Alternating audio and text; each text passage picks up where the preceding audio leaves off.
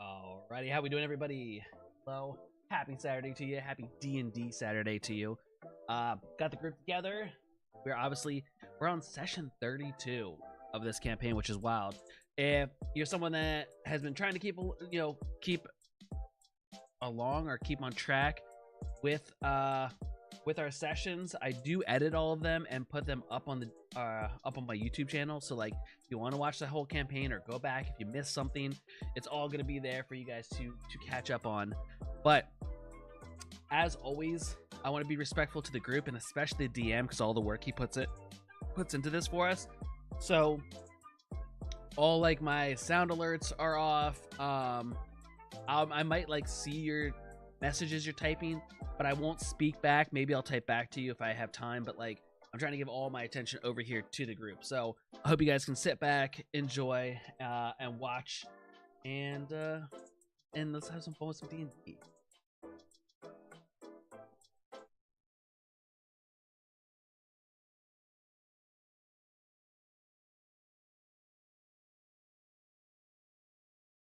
Like that. It's all fake meat. You've got cow farms that supply 20% of the sales that you have annually. What's the deal? You know?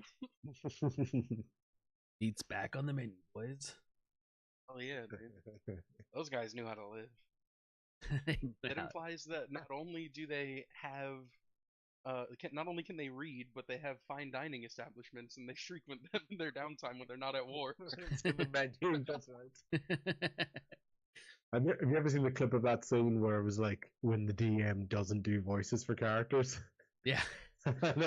It's so good. It's just because meat's back on the menu, boys, and it's like get them, and it's just a really, really flat tone.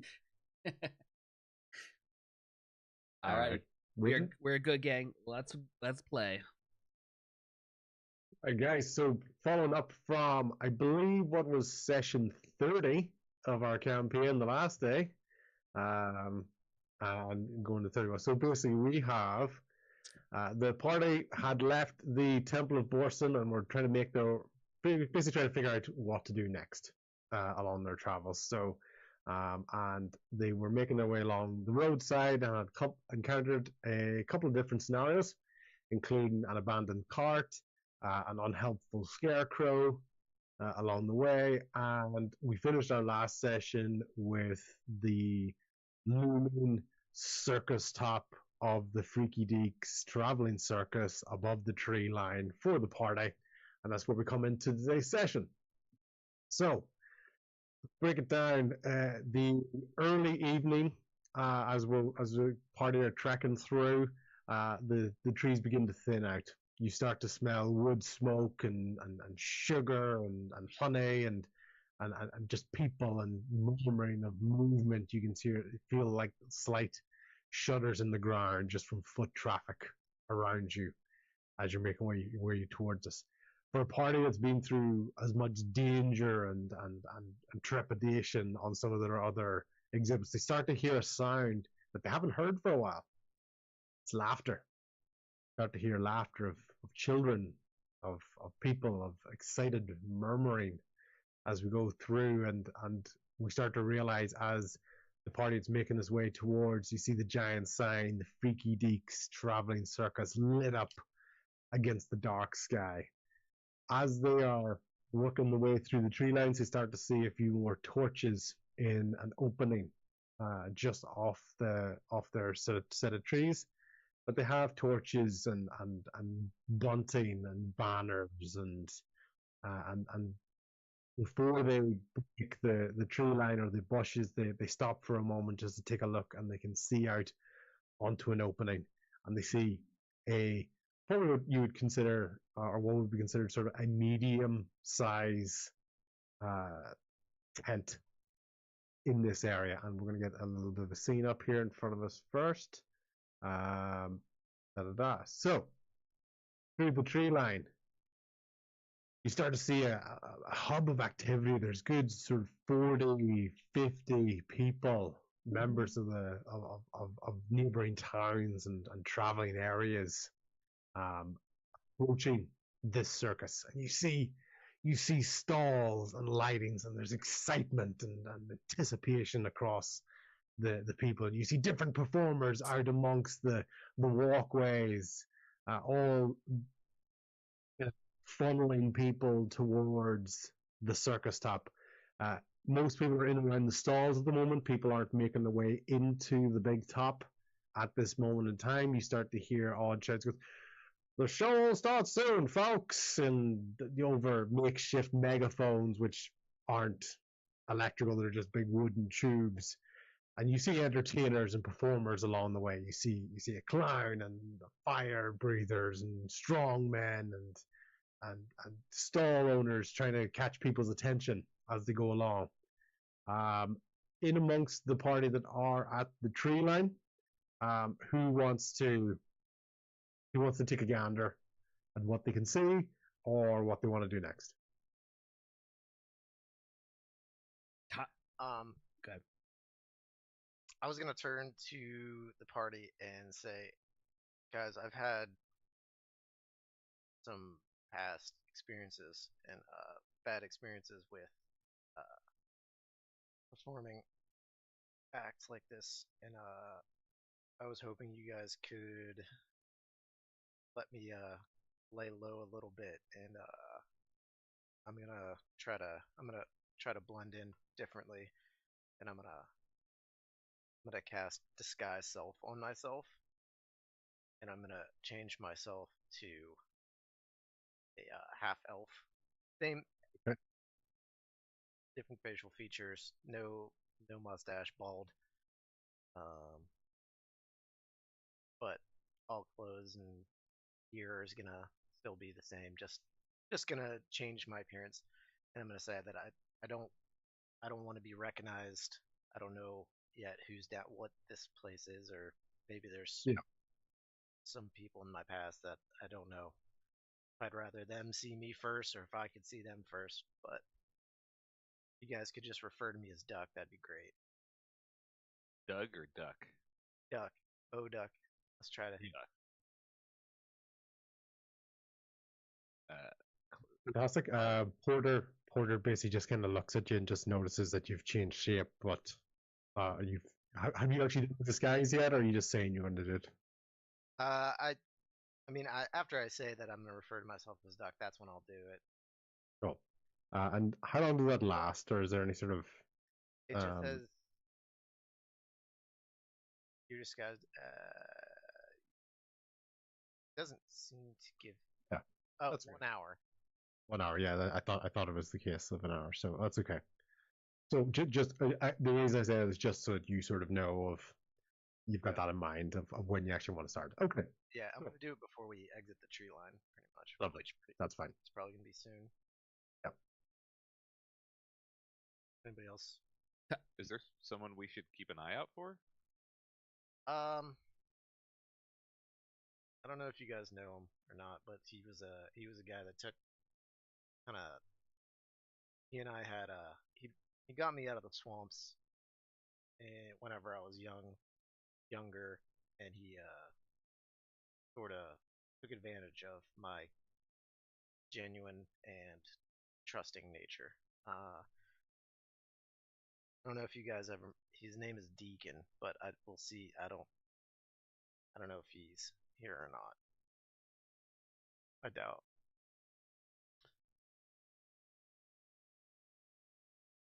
Out of character. Okay. Wasn't Deacon the one from the flashback, or from the weird session we had? Yeah, session? Exactly. Yeah. Okay. So I just want to make sure that I was putting that correctly in my head. But back in character as Tommy. Tommy is. His eyes are so wide. He has the biggest fucking grin on his face. This is his environment. He is so excited for this shit because there's so many weird people and there's so much coin flowing everywhere. And and for a pirate, this kind of environment is like it's almost he almost has that electric feel of like of excitement of just the possibilities of what he could see here and what he could get into here is so fucking exciting that he's kind of doing that thing where he's like rocking forward and back, like he wants to walk out, but he's like waiting to see, like he's like trying to be respectful to the group and how Bo was just speaking and everything, but you could tell his excitement is like he's just itching to get in there. Guys, I mean, the most obvious, the person who demonstrates the most similar reaction to Tommy at this moment in time is actually Tobin, because Tobin is basically in amongst the tree line, and he's almost overstimulated. There's food smells, there's crowd noises. He's got his nose up in the air and he's sniffing away in every possible direction. And you can see he's almost, him and Tommy are almost doing the same sort of kind of slight rocking back and forth. It's like their instincts want them to just come forward and. Oh.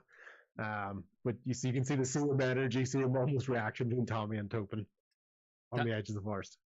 Tommy like is like he's like looking forward, but he like listened to Bo. He's like, yeah, Bo, if that guy shows up, just give us some kind of signal or something, and just like, you know, let us know, and we'll definitely handle it. But guys, and he'll turn his back to like the circus and the people.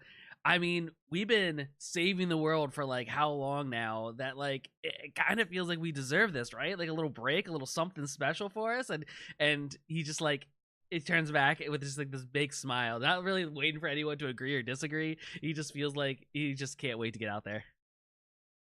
Hey, you're not wrong. I mean, I loved it.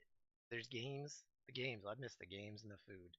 That's, and I'm gonna peer out, see if I can see any good games, if there are any like games or competition type things that you could join in on, or if it's just like performing acts. Like, yes, so Bo, I said, you have good experience here, so you have an ability to kind of look out on a crowd and kind of see where the traffic is going and see where there's little pockets and accumulations of people as you go around. There's about 6 different areas that you can look at, and there's about 6 or different stalls, and if anyone else is looking, they may see other details of what they're going to investigate. But Bo, from what you can see, there's about 6 different areas of groups of people. There's combinations, and you can see guys with their partners walking away, sort of annoyed at something, and you know, like going, that thing's clearly not right. And you can see kids going by with little teddy bears that they're like, oh my god, you know, and you see little groups of teenagers they're almost trying to like act cool, but they're getting swept up in the excitement of everything that's happened around them with that. So in terms of sort of how the crowd and in Bo's experience, the audience are interacting, there's about 6 different areas that you can kind of get a better look at as you go through, as well as seeing the street performers go along. You can see like the clown and the fire breather and the strong man posing down around the place, and different sellers trying to get people to come to try out their games. So yeah, there's lots to do in this little midway area, as you would call it.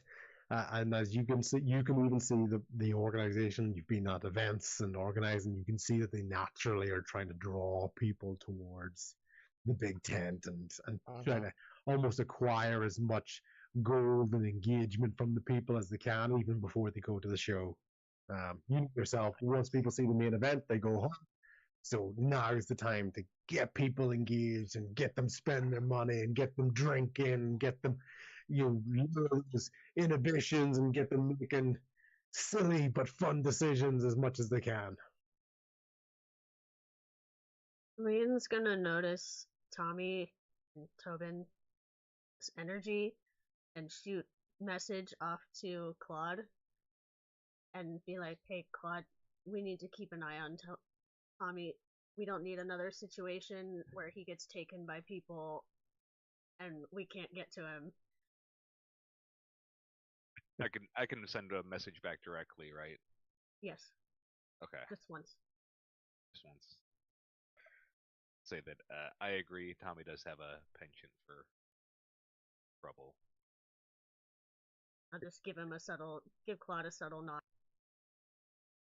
that Yep. I Sounds received. good. Excellent. Okay. So Claude, Ruin, Tell, anyone else want to, Tuggles obviously as well. Anything else you guys are looking for, sort of in character? And we're saying these are these things are almost sort of happening currently, so it's not like you're sitting at the tree line for 20 minutes. You're all having different thoughts. What are you sort of looking for in character when you look at this scene? And what's your sort of tone and reception to this scene?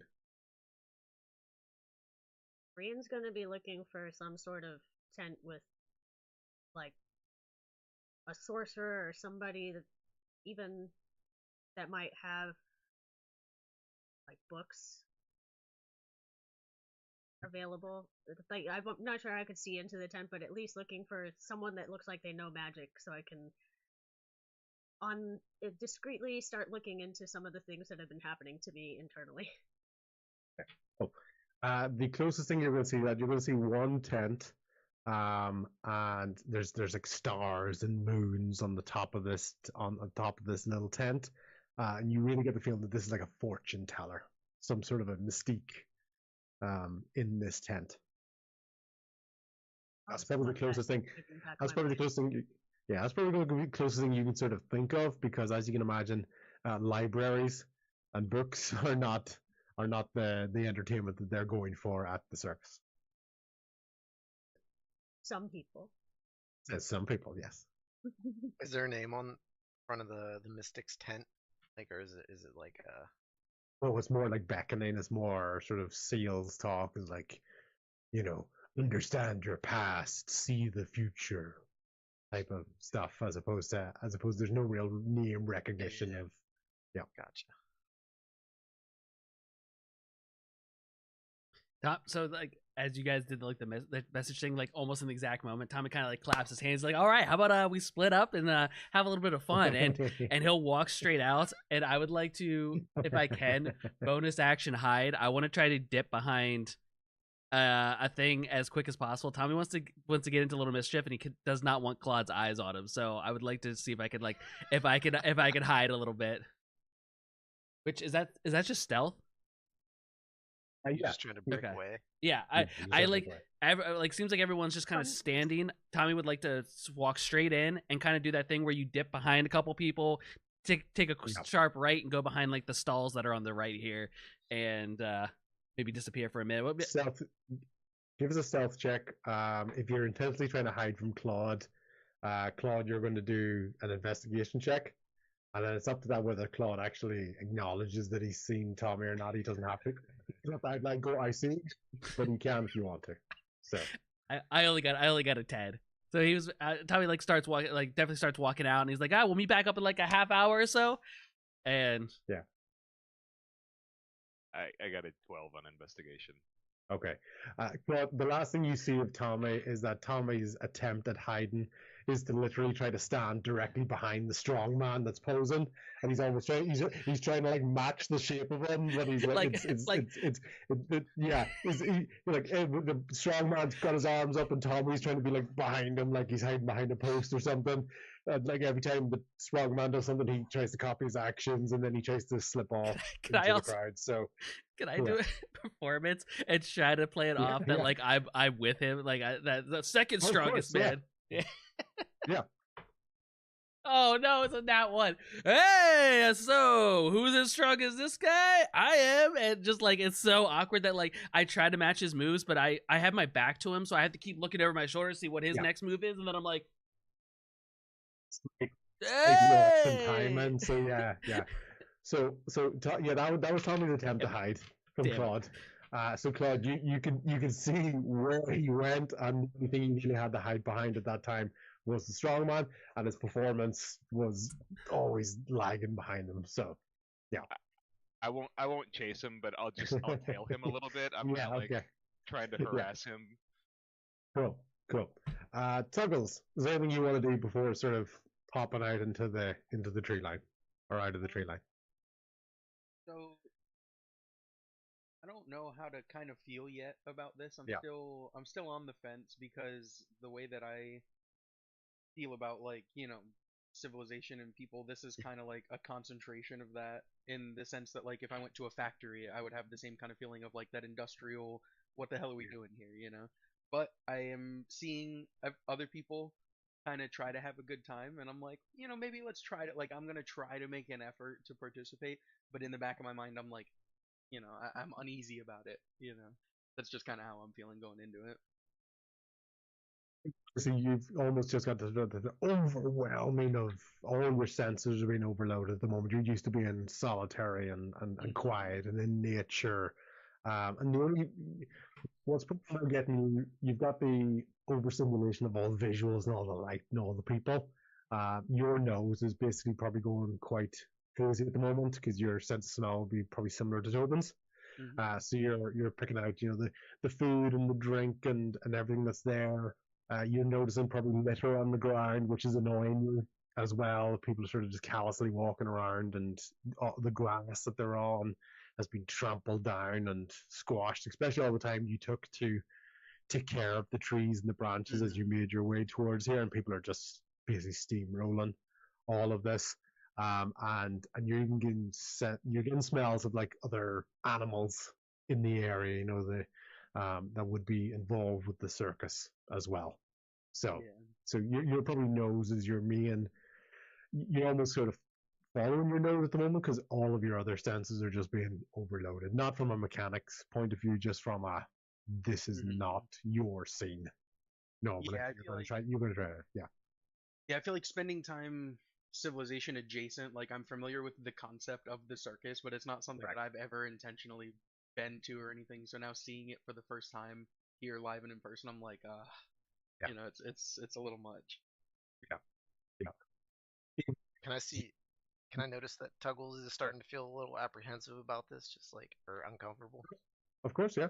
I'm gonna be like, Tuggles, have you ever been to anything like this? Or I know first time we saw you, we were in the courthouse. Yeah, no, I don't. I've never been. I've heard of the circus and I've heard of these types of gatherings and these events, and it's nothing that I've ever wanted to take part in. You know, I've been when they passed through. I've come after them and seen how the state that they've left the world in, the nature, the forest, the animals. It's not right to me, but we'll see. Well, are you worried about the people, or are you just worried about what they'll do to the surrounding area? I mean, a little. How they'll react to you, or what they'll do to the place. Kind of just taking a look, like a cursory glance around. I feel like I would see a lot of strange characters here, so I don't think that physically I would stand out. And I kind of look to Portis as well, and I'm like, I think we're not gonna stick out too much here. I just something doesn't feel right, you know. Yeah. All right, good. That's what I was gonna tell you, is that you're gonna be the least freaky people here, so be all right. Yeah. What do you say we go play some games? Here for it. Let's go. Cool. Last one, Tell. Is there anything you want to do as you sort of kind of notice people are starting to shift towards the tree line? Is there anything you're looking out for? So I kind of want to go through the crowd and see if I recognize anybody, but I want to keep an eye on everybody, our whole group. So I don't want to stray too far, but I do want to kind of look through and see if I know anybody. And I know I have my clown costume in my bag just in case I need it again. So I'll have that at the ready if I have to blend it. Okay, so as you're sort of standing at the peripheral of the group, as everyone's sort of walking around, you're more likely going to almost kind of be standing close or around to the boundaries of the settlement that we're at. So you're kind of noticing a few of the more sort of quieter areas in around as we go along, and noticing even noticing the people who aren't necessarily trying to demand attention. You know, the supporting cast of this crew, if that makes sense.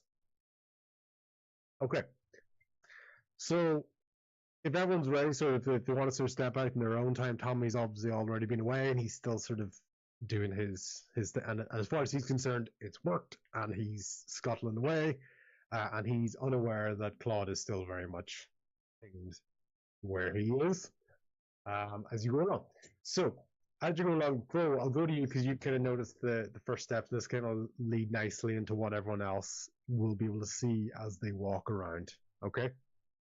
You're going to see a couple of different sort of pockets of people as you go along, and you're going to hear different sounds of things interacting. You're going to hear things that make a big thing, and then a second later there's a bell going, or there's people complaining about, and you're going to hear sounds that like I'm not sure if the mic will pick up, but like a thunk, something flying through the air, hitting the target, and glass bottles going ding ding ding ding as stuff has been thrown and it's been hit on those glass bottles, and you're going to see heroes going step right up, take a look at that. But you get lots of that sort of promotional talk as you go along, and then you're going to see other people walking away annoyed and sure had that one, as you go along, and then cues as well of. And there's other areas where the smell is really, really strong of nice food and candied treats as you go along. So, to break it down, there's like an attraction where like lots of kids and families are standing. There's a knife throwing game. There's a strength game. There's ring toss. There's a card game. There is a treat stall or event, like a food shack, food stall. And tell one of the things you notice as you go along is that over in one of the corners there is almost like an abandoned stall, kind of a little bit off to the side. There's no one standing at the moment, but you can just tell that it used to be a stall that was there, but there's no one sort of caring for it at this moment in time. Are there any, so all these the card game, the strength game, the knife throwing game, are they games that you would win prizes, or are they games that you could win money?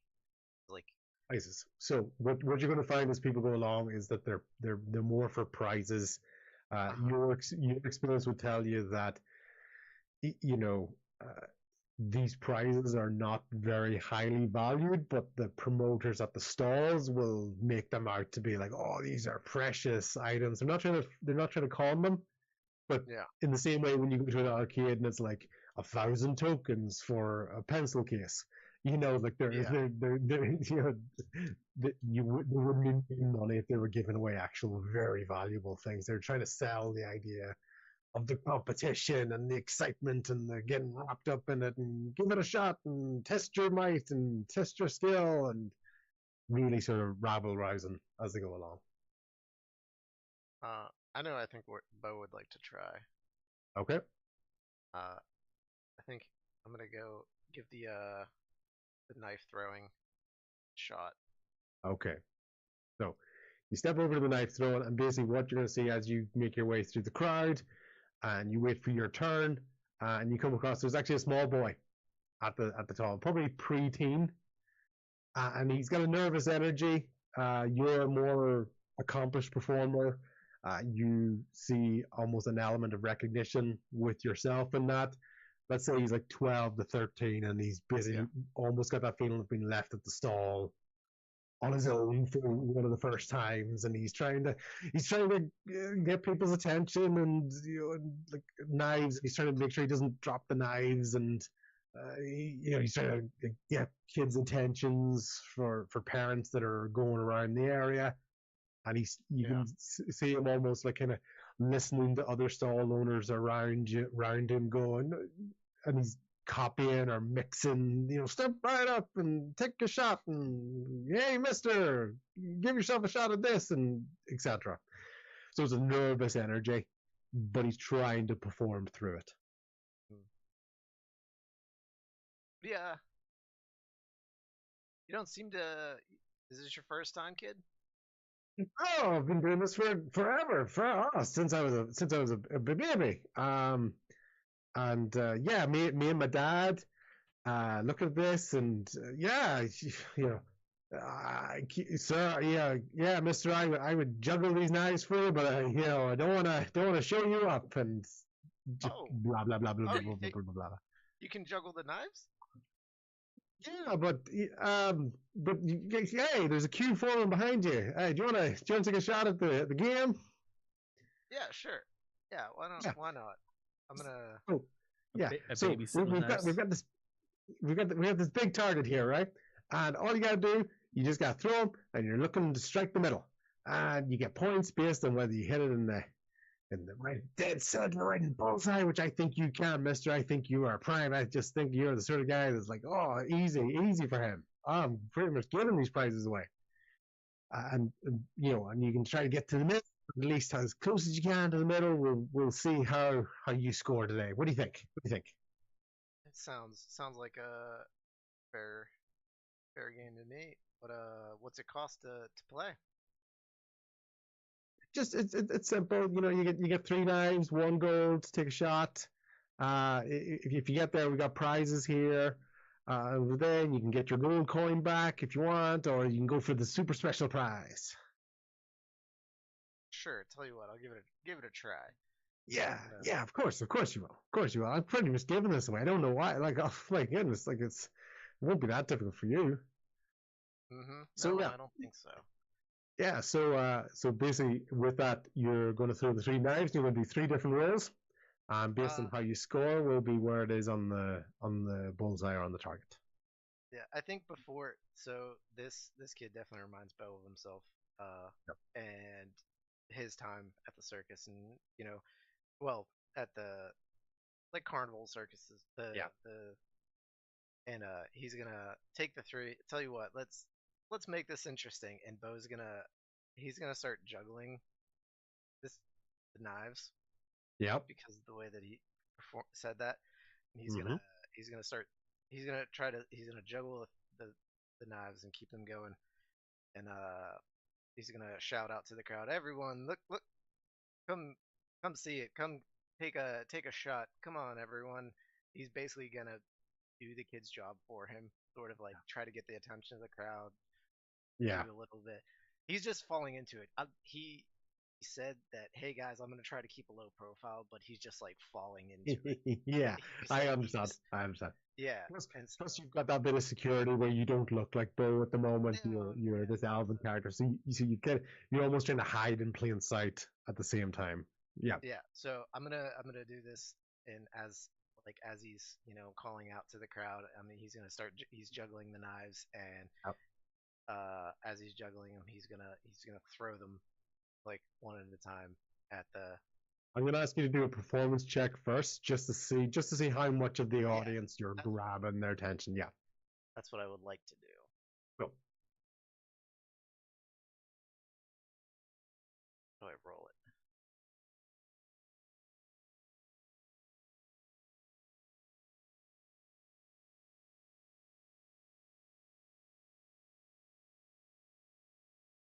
Going on here. Is your D&D Beyond not letting you roll dice? Yeah. Yeah, I was doing it's happening for me too. I had to bring out the physical. Okay, so it is kind of. It's just not doing it the way it has been. You just get in the pop up, right? Yeah, it's not fun. Yeah. There we go. Not as fun. It's gonna. Okay, hold on. That's a 21. Excellent. So you're really starting to get, and you can see this kid. He's really watching. Like he's as enthralled as everybody else, and you can kind of see him sort of like almost sort of phantom moving his hands the way you do. You can see him really sort of watching and studying and picking up on what you're saying and how you're getting people's attention as you go through. Cool. So with a high performance check, I'm going to give you an advantage on the throwing the daggers. Okay, because you've done that. You're in the zone. Yeah. You've got that going with that there. So basically, let's give us like an attack roll with your daggers, and you're going to do 3 rolls, and we're going to see how many points you get. You want an attack roll with daggers. Yes. First one is a 21. Excellent. Bang.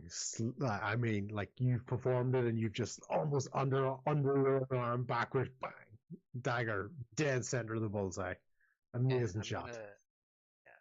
My attempt will be to do a straight line up and down, like it's gonna hit the white, red, white. All Yeah, so just so you know, you have been given the idea that the closer to the center is more points. So if you're intentionally aiming for the others, you will get less points. Okay. Just so you know. So you can like intentionally miss, like you're basically almost kind of throwing the game just for the performative element. But just before you make that decision, Bo is going to decide, does he actually want to win this, or is he showing off? I think he's just showing off.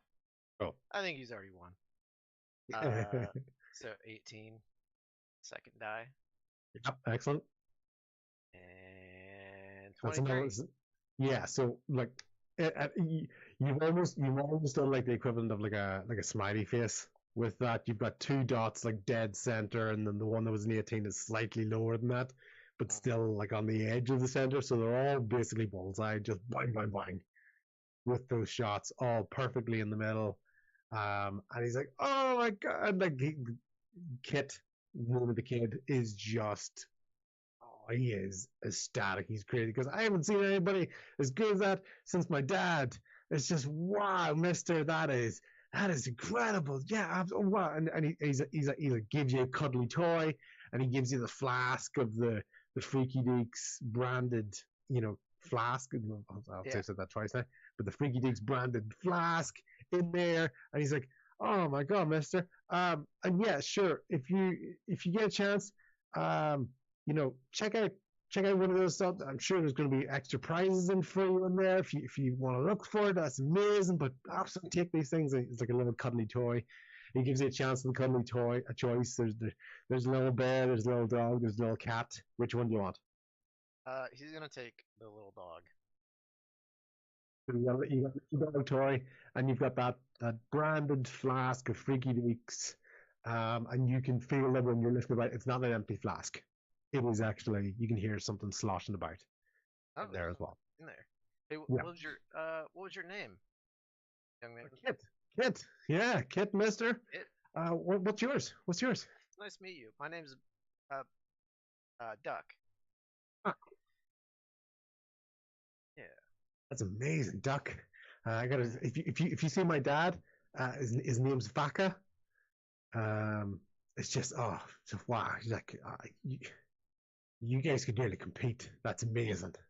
Yeah. Yeah. What's he do? Where's he at? He's in the tent. He's performing later on. He's one of the acts. That's why I'm here out in the stall. Yeah. I know. I showed off a little bit there, but it's something. It just takes me back to a different time for me, and it seemed like you seemed like you were struggling a little bit and needed a little inspiration. So I thought, Yeah, and you can see like he's hanging on every word you have to say. Like, wow. Well, kid, it was great to meet you. Tuggles, you want to give it a shot? Sure. Yeah, sure. Does it cost money? I don't have money. I don't know. What do you say? What do you have any money? Yeah, your buddy can have a free game, Mister, because he can see the queue developing behind him. He's going to have loads of customers after you, and because of you, he's going to get loads of people coming in. So, yeah, if your friend wants a game and you can just see Kit at this moment, he's all eyes have been on Bo, and now he looks at Tuggles, and it's a classic case where he looks to the side and then has to go because Tuggles is way up there. So yeah, Tuggles, your head is like pretty much over the edge of the front. So if you're kind of in there, you just have to kind of duck down a little bit to be able to actually, go for the targets. Nice. If you want to play, yeah. Yeah, I'll give it a shot. Yeah. All right, I'll kind of do like I'll get in like a throwing stance that's like way deeper than it should be, so that I can get a good eye line at this thing. Yeah, I'll give it a shot. What am I rolling? Dexterity? Just attack rolls. Yeah. Just attack rolls. Okay. Yeah, it would be your dexterity modifier on your, like, it'd be just like a normal throw with your dexterity. It's different for Bo because Bo's got some dagger experience.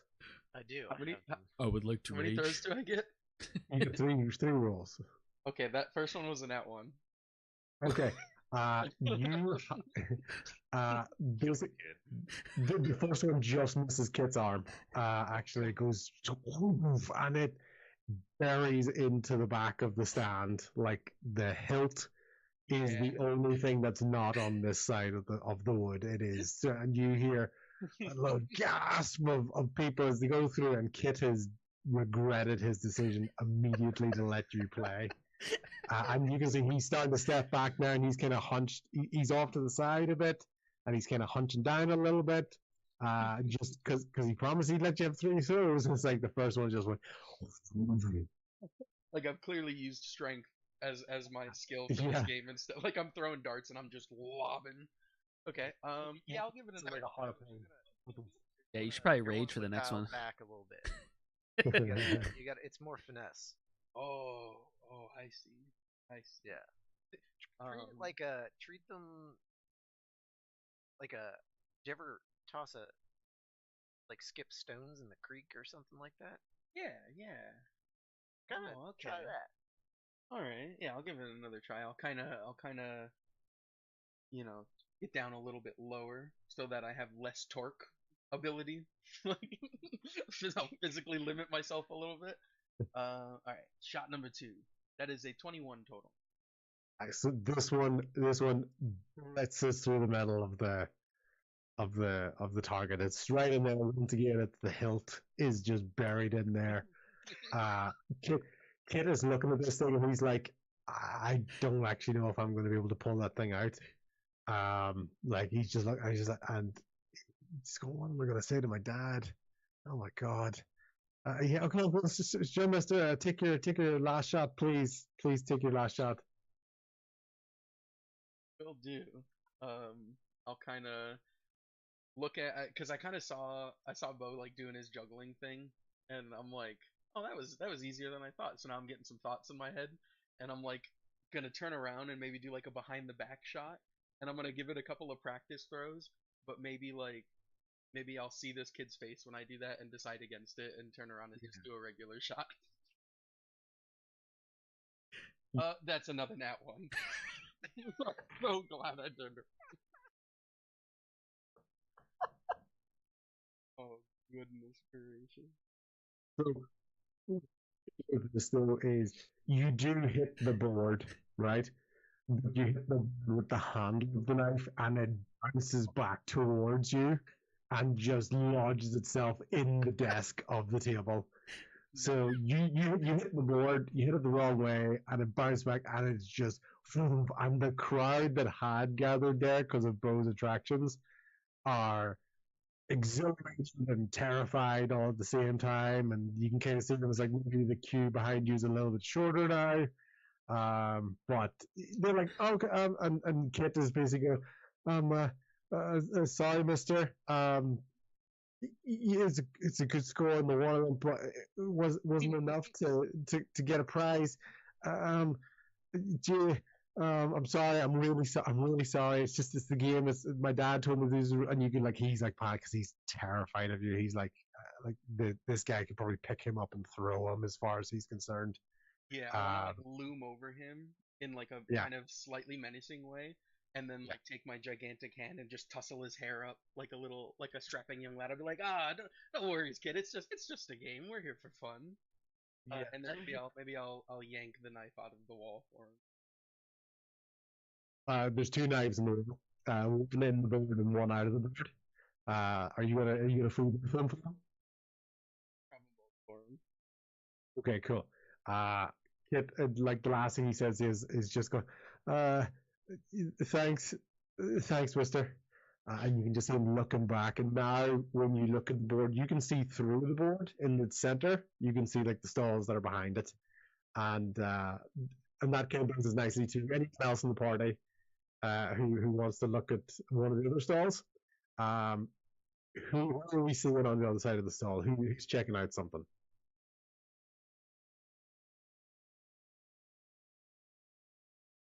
I can be looking around, looking for other stuff.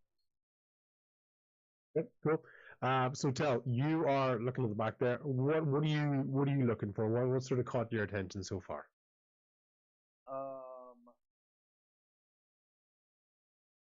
Don't know. Yep. Yeah. So when we're saying you're kind of looking around, and basically you're starting to notice things like there's a few more of these of sort of you're seeing kind of storage areas and guys that are almost kind of standing and watch. You're almost kind of seeing the guys that are quote unquote off shift at the moment as they're sort of sitting around and they're smoking or they're trying to play cards with each other and they're kind of giving you the side eye. It's not like it's not evil, it's just they're watching you. People aren't normally walking around this part of the stall. Okay. Okay. As you're going around, you do see an empty stall. Okay. And there's something about this empty stall that catches your eye as you look at it. Okay. Okay.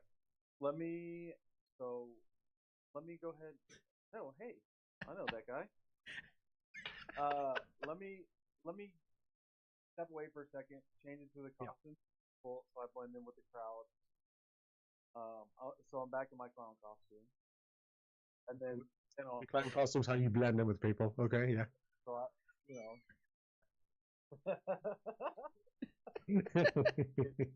I'm one of the workers here. Yeah, of course, Okay. of course. Obviously, yeah. Basically, this stall almost kind of works. You almost kind of climbed into it from the side, as you're sort of like you're trying to find somewhere to change your clothes, right? As you come by, you're in your new clown costume, your dull red green clown costume that we know about, and you notice what the stall is because there was funny quite a bit of space in there, and you notice the sign. It's Red Hoof's cup-sized cakes. And a lot of this writing is quite rough, and there's lots of greens. There's an oven, and there's a bowl, and it's basically been abandoned for a while. And this is what you sort of find as you go along. Okay. So yeah, Yep. obviously, yeah, I know who runs this. But where is he? Where I noticed that it's empty and wonder where my orc friend is. So this is the same orc friend that you found in Daggerford at the time. You get the feeling this is where he was before Daggerford. Okay.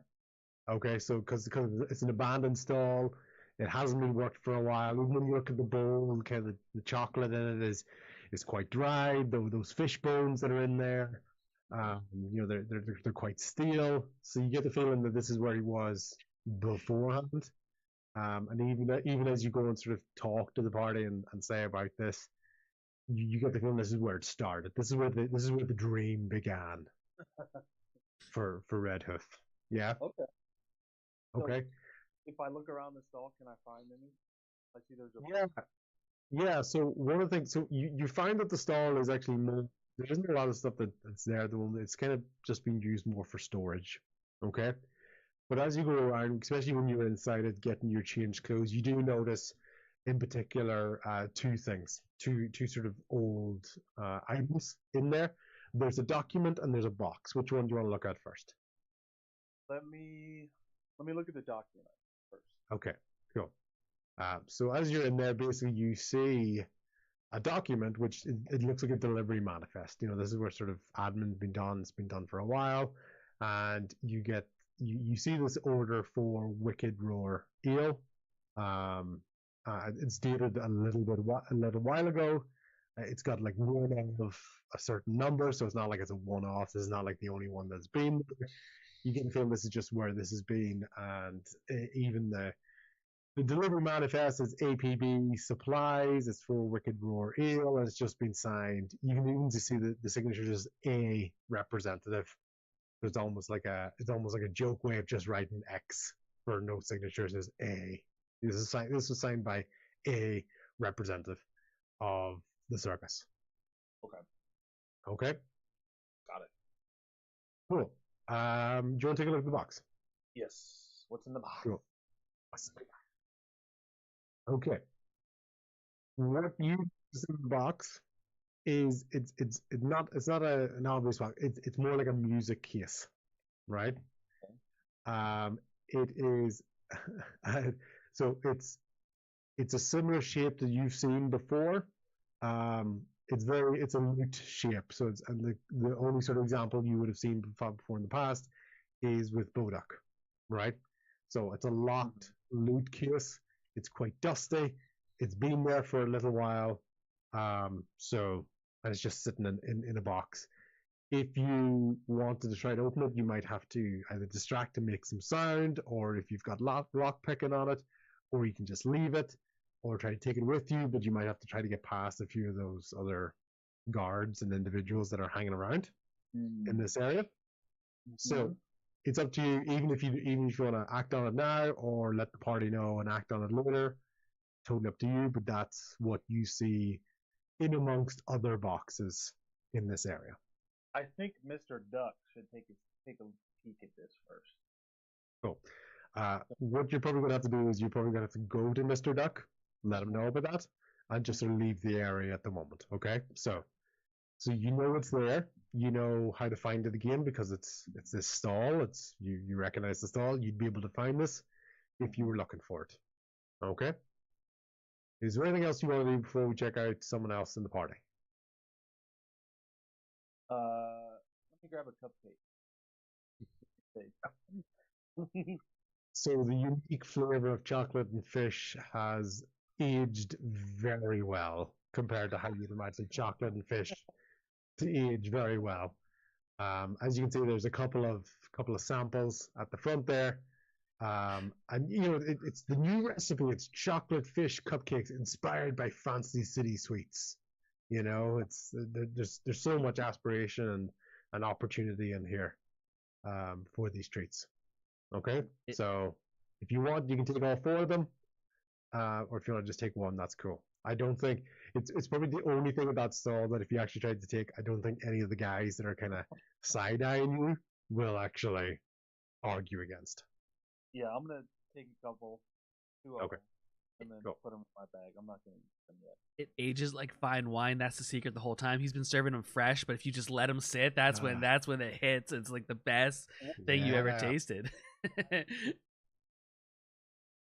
Yeah. So as you basically make your way there, you're going to be beside Duck, and you're also going to be beside Tuggles. As you tell them both the idea of finding this stall of Red Hoof. Okay. Yep. As well as the box that's in there. Okay. Cool. Right. Let's go with I don't mind. Claude or Rian, I don't mind which one. Whoever wants to go first. Brian, you can go first. Thanks. Unless you don't want to. That's wow. No, What? it was just funny how you said it. Yo, the what did you call it? The fortune teller. Okay, so let me get that there. So basically the fortune teller, I'm just gonna get the main image up here. You see, as you walk up to it, it's a stall. Not a lot of people have come around to it at the moment. So you're first in queue if you want to walk in.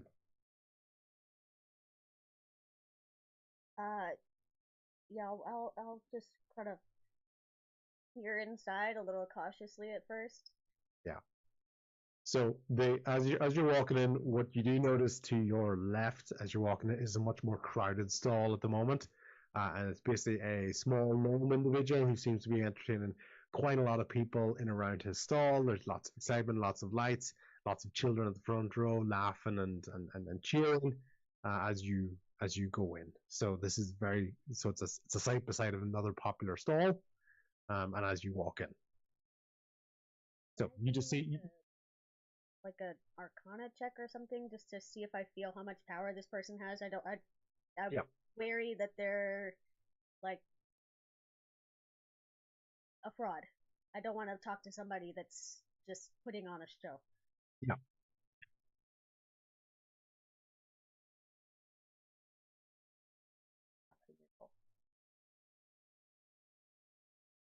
It doesn't do the physical roll.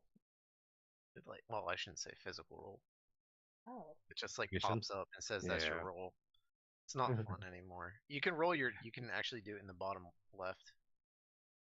I've got a 19 Arcana. Okay. Yeah. So you don't sense any magic in this area. Like there's a very decorative, crystal ball in the middle of the table. You're not sensing anything from that. And even as you walk in, a woman kind of comes in from the back, and there's some beads at the back, like a beaded door. And she comes in, and she's like almost putting out a cigarette as she, on the thing, and she kind of scuttles over and sits in the chair, and she goes, "Welcome, my child. Come in, come in." Yeah, Rian's not interested in doing this just for fun. She was hoping for real answers, so not sensing any magic, she's just gonna tell the lady, sorry, this is not where I meant to be," and walk out of the tent. And she goes, "But what about your father?" Rian stops for a second, but then keeps going because she doesn't want to get. She knows the tricks of these people. She's worked with Jarvis and like the black markets and stuff. He's shouting these little lines trying to hook you in. And you're right, you're very much picking up on these sort of intentionally very vague sentences, and are just trying to get anybody to come in. And she's like, "Oh, but they're in danger!" And she goes back and just lights up another cigarette. Okay. Yeah, Rian just rolls her eyes and keeps going. Almost had that one. Yeah. Almost had her. Yeah. What you do notice as because you walked into the stall, okay, and basically Tobin was at the front there. As you're walking out, you start to feel something a little bit warm on the back of your hand, a little bit of a warm sensation, and you start to notice Tobin has kind of started scratching the back of his leg, and he's starting to get quite excited and quite agitated, and you kind of see him kind of turn around, like biting at his leg and scratching away at his leg, and so that's what you notice. And then as you're coming out of that stall, and you just see the people standing to your side, that the crowd that are getting nice and excited. So okay, Rian's probably just, Tobin hasn't had a big treat in a while. Yep. I'll just look around for a good treat for him. So on the other side of the stall that you were standing at, the one that's excited, the other side of that is where you're getting the smell of treats, and you're starting to smell sort of like popcorn and candy apples and roasted nuts and things like that. And there's a bit of a queue there, not too long, but that's kind of where you're sort of seeing that's where Tobin is going. And even Tobin is like constantly biting away at his own like kind of nibbling his leg and stopping to scratch it and things out there.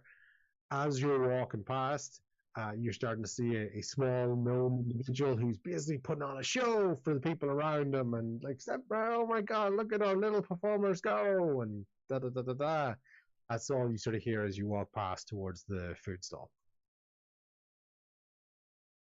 Do I see any like turkey legs? That seems like a good big treat for Tobin. No, when you get to the food stall, it's a candy apples, it's roasted nuts, and it's popcorn. Is what you can see. Dogs can eat popcorn. I'll just get a bag of that. Yeah, so you pick up a bag of popcorn. It's Freaky Deeks branded paper bag popcorn, popping away in the machine, and you're able to grab away at that. And so between yourselves and Tobin, and as you're standing there, you're snacking away on the popcorn there. Yeah. Would you? Just, I know I wanted to keep an eye on Tommy, and that's going to be a hard job for just Claude. So now that I've marked my task off my list, I'm going to go back to babysitting. Okay. Well, you'll do that. Basically, you've got there with Tobin, and Tel has begun speaking to Duck and to Tuggles. Claude, while you've been tagging Tommy along the way, before we come to you, we're going to see what you see that Tommy's doing. So, Tommy, where are you at? So Tommy did want to slip away, but got this idea in his head that maybe if I perform with the other person, people will start tossing coins to me as well. So he tries to go up and do it and realize just the difference. And he's a big man. Tommy's kind of tall and a little bit more lanky, and he's realizing how bad he's doing, and he thinks the big strong man is starting to get angry at him. So he's like, this was not the right thing I should have done. And I like to do a perception, and you can let me know how much I see. I'm looking for two things. One, I want to see what stall has the most people and where the most coin is being exchanged at. And two, I was also looking for some good treats. So, that's a 16. So as I'm doing my fake flexing, I'm kind of like looking around and trying to lock where's the most coin being exchanged, and then where I can get something good. There's two areas, right? There's a couple of game areas the side, but because you were thinking of game coin and food at the same time, the most optimal spot for you is actually you cast your eye across that and you do see Rain slightly suspiciously, disappointedly looking at you as you're walking around, still doing your thing, because you've noticed that she's standing at the area that has the single biggest crowd, but also has the food there. So it's basically the largest group of people is the stall that she's beside and the food that she's beside, which is kind of one of the prime spots on the way towards the big top. Okay. Or there's a couple of games as well. There's a couple of games a little bit closer that you can start to hear the thump, and the rattle of lots of sounds and things being interacted with, and cheers and bits of disappointment, and so yeah. All right. Well, see, looking over at the snack thing and seeing that Rain's kind of also just staring back at me. Tommy doesn't want to walk over there right now. He's gonna just kind of like make it look like I didn't make eye contact with her and just kind of walk towards the closest game thing that has the most people at it. Two beside each other, so there's a couple of different areas. The one that has the single most people is the strength test. So there's a game of strength, right? And that's where you're hearing the bang and the ding. And there's a smaller table beside him, guy kind of sitting on his own. And he's got 3 cards sitting out in front of him. Tommy likes a good game of luck, and he'll walk over to the person with the cards. Okay, fantastic, cool. So this is basically the 2 stalls beside each other as you're walking along. Okay, so you've got the strong man, and he's got the biggest crowd. Then you've got the very performative looking, basically emo character with the 3 cards in front of you, and he's watching you, you're watching him. You can tell that both of you are trying to eye up the other one to figure out who's the sucker here between the 2 of you. So both of you have that look about you, but he'll start to get performative, and you can see he's got a really sort of exaggerated performative voice. He goes, yeah, see if you can test your skill. See if you can find the cards along the way. Hope you don't get lost along the path of life. Like really, really overdoing it. So yeah. Tommy will play into it though. So you're quick-handed, you say, with lots of special ways to move the cards. Can I do a history thing to see if I know how this game works from just life of being a pirate and being around these kind of environments? It's a pretty easy one for yourself, especially with the pirate background. You can tell this is basically the equivalent of 3-card Monte. It's a classic like find the queen, find the ace type game. I rolled a 9.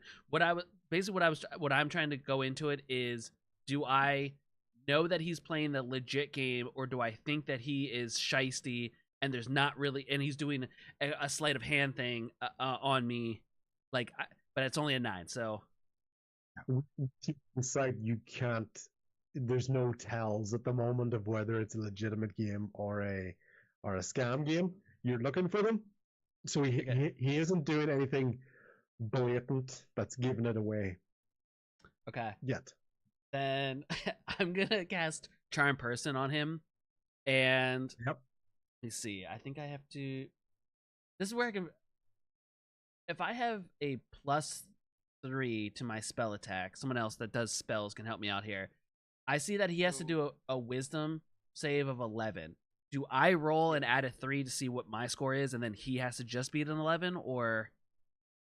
So usually, if you're doing an attack type spell, you add that number to whatever your roll is to attack. Like if you were doing like To like see a if it lightning bolt or something like that, versus something where you charm a person and they have to make a save. They just save against your spell save DC, which is a raw number. It should say what your spell save DC is. Yeah, but the hit DC wisdom save is a wisdom saving of 11 of 11. Yeah. So he has I to do roll that. Yeah. 11 Okay. or above. Yeah. Okay, so I don't have to You roll only anything add because the it's not an modifier- attack. It's like outside Right, of combat. Yeah, you only Okay, do that for like straight up attack. gotcha. type Okay, Yeah, so, spells, charm spells and stuff. so then at the top of it. Tommy will do like a he wants to charm person, so you kind of see this extra cheesy like little corner of his mouth go up and almost like a little wink as he's talking, like, so let's see how legit your game is, and hits a wink, and that's him trying to do charm person on this guy. Yeah. This guy looks at it and you can tell that he is all style and no substance, right? You know, he's got the eyeliner and the hair and the clothes, and he's all very much try to entice and bewilder you just by the way that you look. You do get the sense your charm has worked very, very well on that against his role. And he basically looks at you and just goes, yeah, well, as long as I don't put this extra 4th card on the stack, you know, you'll be fine. And then he doesn't know why he said that out loud. And he's like, oh yeah, but it's totally, it's a, you know, it's a game of chat, and you can try him. So he's trying to go back to the performance. He's sweating bullets now. Like he doesn't know why he said. He goes, yeah, the game of and he's trying to find any distraction because, oh my god, look at how strong that guy is when he hears another ding of the bell, and so yeah. So Tommy plays right into him being fumbled, and because now the guy thinks that we are kind of friendly. I'm still like, hey, you know, truth is always important in life, and that's why two people like ourselves are always good competition for each other. So go ahead and let's play. And Tommy will put what's, I guess, like is it a gold coin or right? What is it to play? He'll ask. Yeah, so just I know we don't really do much of the currency. You just go with the 1 gold. It's fine, rather than getting the coppers and silvers and stuff. So yeah, Tommy will put a gold coin on and wants to play the game. And as the game is being played, and I now have his attention distraction, I want to use Mage Hand to try to take whatever coin he has, whether it's behind the desk or whatever. And so there's like a like as he's doing the little card thing, my little ghostly hand will kind of like float in behind or under the desk, and I am trying to sleight of hand take it whatever he has. So you can see that he has coins on the table there, but even your keen eye right up enough that they're props, right? They're prop. They're there to try to entice someone to come to the table. So you can see that quite quickly. Yeah, he basically has like an open box down by his feet. Yeah, because if you're doing so, that's where you'd put it, right? Yeah. So you've kind of got your mage hand as he's doing, and he's really trying to razzle dazzle you with the hands. He's trying to recover this situation. He's doing the razzle dazzle with the hand and like flipping cards around, he's spinning around and all sorts of stuff. Tommy's like playing into it. He's like, yeah, but I'm really conscious. So, like I also do this every once in a while, try to see what my mage like my mage hands has got. Is like, yeah, fantastic. Okay, so I'm going to ask you to do either a sleight of hand or a performance, because although he's trying to bewilder, you're really trying to keep his attention going. You know, even when you feel the hand, like he's about to look down at his hand, you're like, oh, come on, make it difficult for me, you know, and keep him going to do loads of stuff with his hands. So you want a performance, or do you want a sleight of hand? Whichever one you want to pick for the score, then you can kind of tell me how you act that out, or how do you use that? Okay, I will do sleight of hand, and that's a 27. Yeah. So Tommy's like, do it faster, and I'll start like grabbing his hands and moving the cards too. So we're both doing it, and he's not sure which card is actually the card anymore, because now we're both actively moving cards at the same time as my mage hand will float back out, and and deposit whatever I've gotten from him. So it's a little small sack. You can only carry a bit of coin there. Mhm. But it comes in your sleight of hand with that and with distractions and the fact that he's fumbled have all worked really well for this. You basically slip the little bit of coins into your back pocket with the little bag in it. You're going to check it later on. There's going to be 8 gold pieces in that. Okay. It's up to you to really sell it. Do you want to also win the game of cards, or do you want to throw the game of cards? No, I definitely also want. I also want to win. I want my coin that I put down. I want it back, or whatever I would win out of it. So yeah. Yeah. Right. Okay. Cool. So basically you and check right, and then you know the card is. Oh, and he looks. He goes, "Yeah. Where do you think the card is?"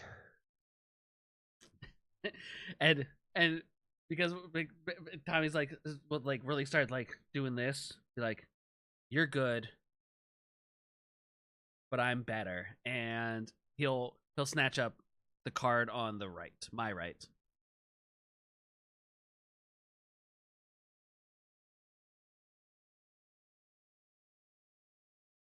Right. Well done. Just don't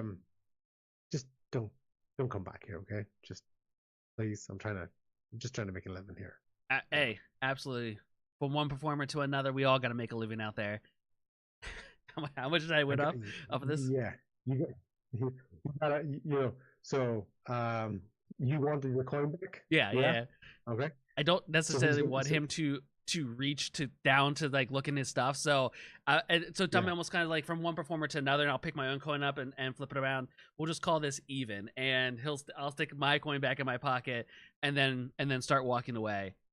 So he was about to give you your winnings from his bag of coins. So you've done that so that he doesn't have to check his bag of coins while you're sitting there. As I walk away, and I'll leave this up to you. The person that has when charm person is used on somebody and the spell ends, the person is aware that they were charmed. So I'll leave it up to you whether, however, if he knows he was charmed, but like, is it just how good of a person I am, like that kind of interaction we had, exactly. or if he realizes more. Is what we'll visit later, because you and I know how this sort of goes, and without this sort of, because nothing's really going to happen to him to quote unquote break your concentration or break your effect on it while you're there. Okay, so he's going to know what happened later on, while you're sitting there in front of him. Okay. Okay. All right. Okay. Good. And then I will basically walk with a smile over to Raid and be like, you mind? And as I put my like hand over the popcorn to see if she'll let me have some popcorn. If it's gonna keep Tommy focused and right there, Rian's just gonna allow this. Big handful of popcorn, and I have the cheesiest grin on my face because like I just won. Life is good, and I'm just eating my popcorn.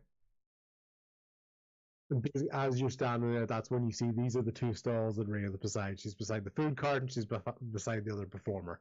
Okay. When she's sitting there, so this is what you see when you're sitting there. Okay. Mm-hmm. So we'll come back to you in a second. Claude, you just watched Tommy win at the card game.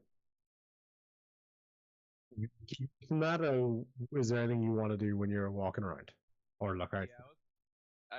Claude's not really interested in the games, but he is hungry, so he's gonna grab whatever meat he can find from a stall as he's passing through, and also a bottle of ale, but not for himself. He'll just for now. The best place to find that is sort of other food stalls like this, but you kind of get the feeling they're all very much similar. You would even sort of understand with your merchant background, meat would be quite hard to keep at this type of traveling circus. There's no refrigeration, there's none of those sorts of facilities. You're not seeing like a bunch of cows or other sort of produce there for like meats or steaks. So you can see that a lot of the food that's here is food sort of in terms of expiration. You can see the candied apples and the drinks and the popcorn and things like these are things that last. You can buy them in bulk and they're going to last for a while. That's logistically why they work well for a traveling circus. So you're not going to get big legs of meat or steaks or anything out there because they just wouldn't last on the road. Turkey leg is unacceptable. No turkey legs, I know. No turkey legs. No. There's no rolls of cheese like any classic Skyrim shop or anything out there. No, nothing like that. No cheese rolls, no sweet rolls, no nothing, none of that. Couple sweet rolls. Yeah. So no charcuterie boards. What you're saying? This place sucks.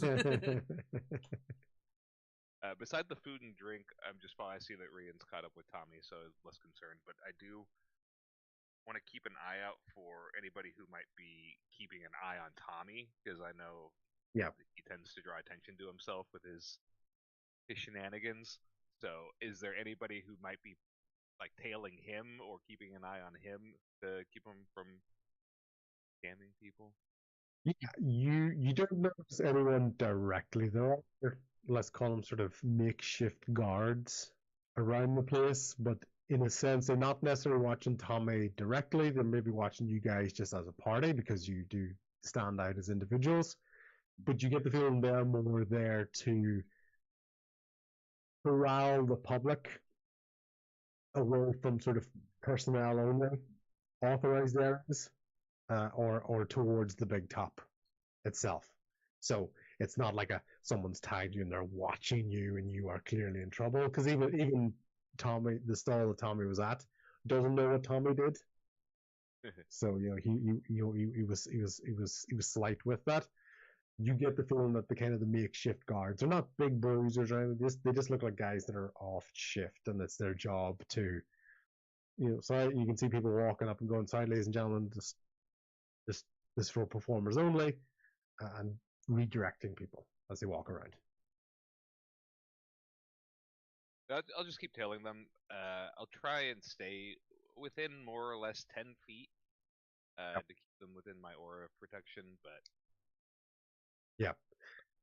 As you're standing there, you basically, there's a little bit of an itch at your foot, but you're able to kind of lean down and shake it off. You don't feel anything.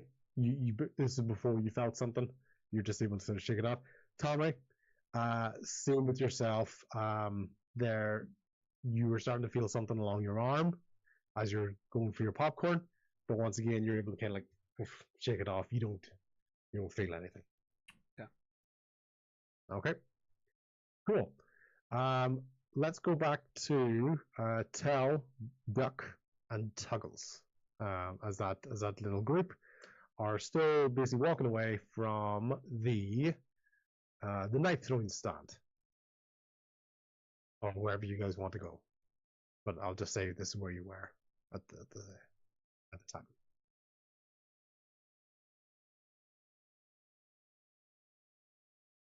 Tell, you've made your way around. You've now met up with Duck, and you've met up with Tuggles. What do you want to do? So, Hell, yeah, go ahead. nice to see you back in uniform. I just want to fit in, blend in with the crowd just in case. Which crowd are you trying to blend in with? The carnival one. Oh, I see. Yeah, I think I did a little bit of that myself with Kit here, trying to strum up some business for him. My buddy. He's excited to see you. He's terrified to look at. He's going through all the emotions. He's amused when he looks at you, terrified when he looks at Tuggles, and he chuckles when he looks at Tell. So. Don't laugh at me. Can I throw a knife at this target before we get going? Want to give it a shot? You say, Kit. I swear this time it will be nowhere near as can we get a redo? It won't be like my buddy Tuggles here. Let me help drum up a little business. Let me toss a couple. I don't know why. When you said "don't laugh at me," can I toss a knife? I thought he was gonna throw a knife at the kid. I was like, don't laugh at me. That's exactly the way Kit reacted before you said "at this target." So he was like, and then at the target. Okay. Yes. Let's give us 3 attack rolls, please, with your Like just D20s with your dex modifier, unless you have a proficiency with your daggers. I'm not sure. I don't. Okay. It's a dex roll, you said? Yes.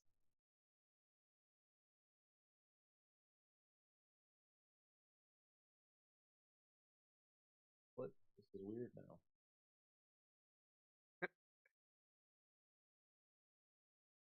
I don't have a modifier, so. Yeah.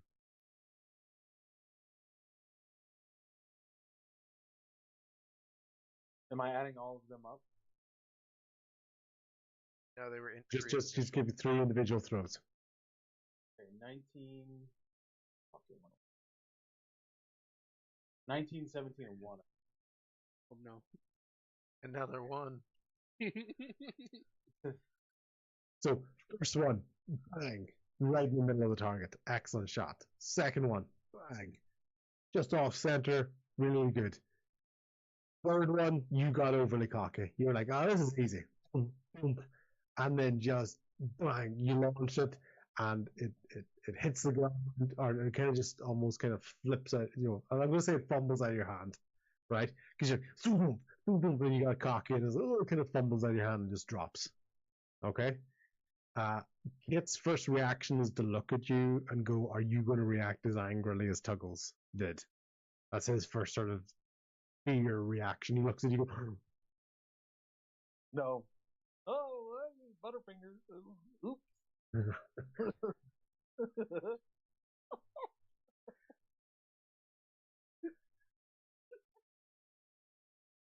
sorry, got me on that one. Yeah, okay. Yeah, so and just that roller coaster reaction from Kit comes in. He's terrified, and then the guy in the clown costume, clown sort of jester costume, just goes, you Butterfingers. Just really lightens the mood for him there, and he kind of plays along, and you can kind of see him almost trying to quote, like, you can see him trying to almost like remember what was his dad saying this thing, and he goes, well, the best thing you can do is take another shot at it, buddy. Really trying to entice you to play another game as he takes your gold coin and slips it behind the counter, as you didn't get enough to win. So I have to hit all 3 bullseyes? Sorry? The objective to hit all 3 bullseyes? No, you can't. You can't have one complete miss. So. Alright, yeah, let me try again. That's how the addiction starts. Let me wipe up my real quick, so we don't have another slip up. Okay.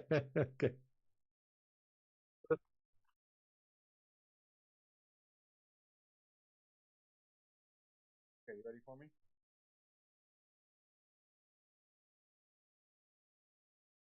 Evening. 19, 18, and a 2.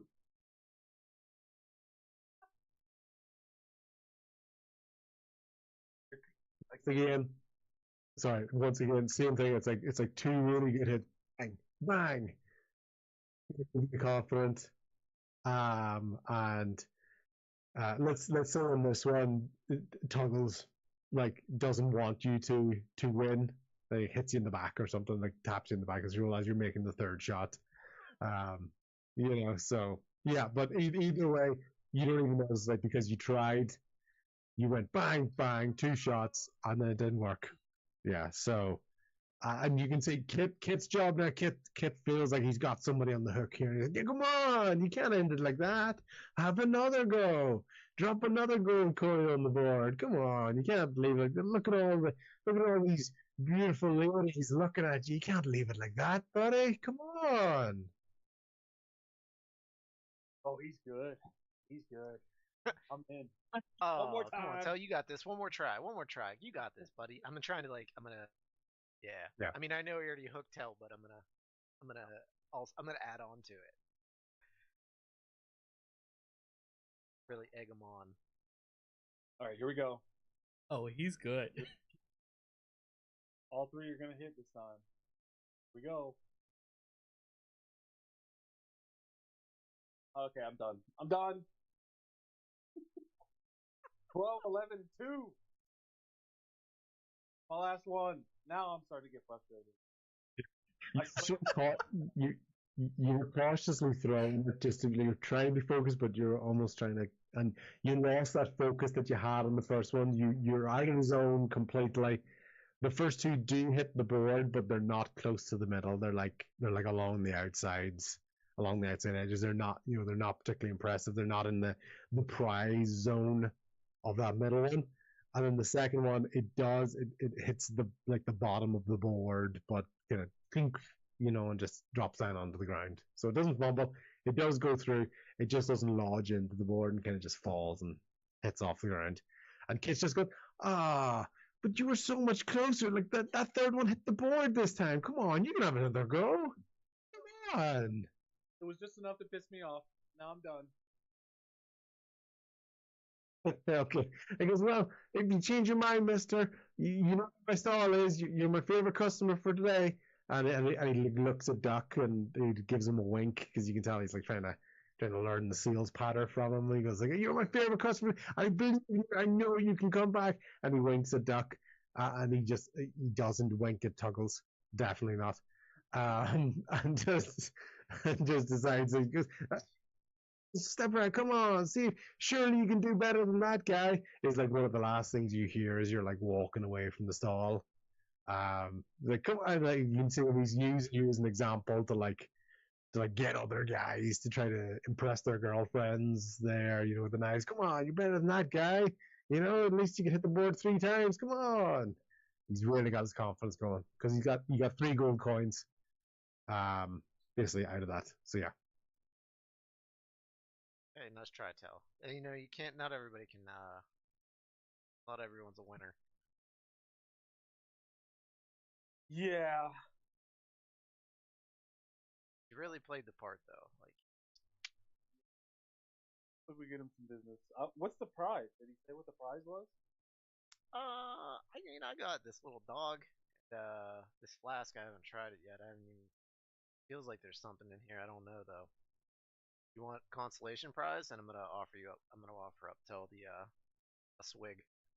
You wanna give it a try? Where'd that come from? The kid. I don't know. They had this. Have I tried some? No. Do we trust them? Did I take a swig? The mysterious red cup situation. Douglas could throw them. Douglas, how far do you think you could throw that kid? I'm like, far. I don't have to throw him. Sure, he'd be glad to.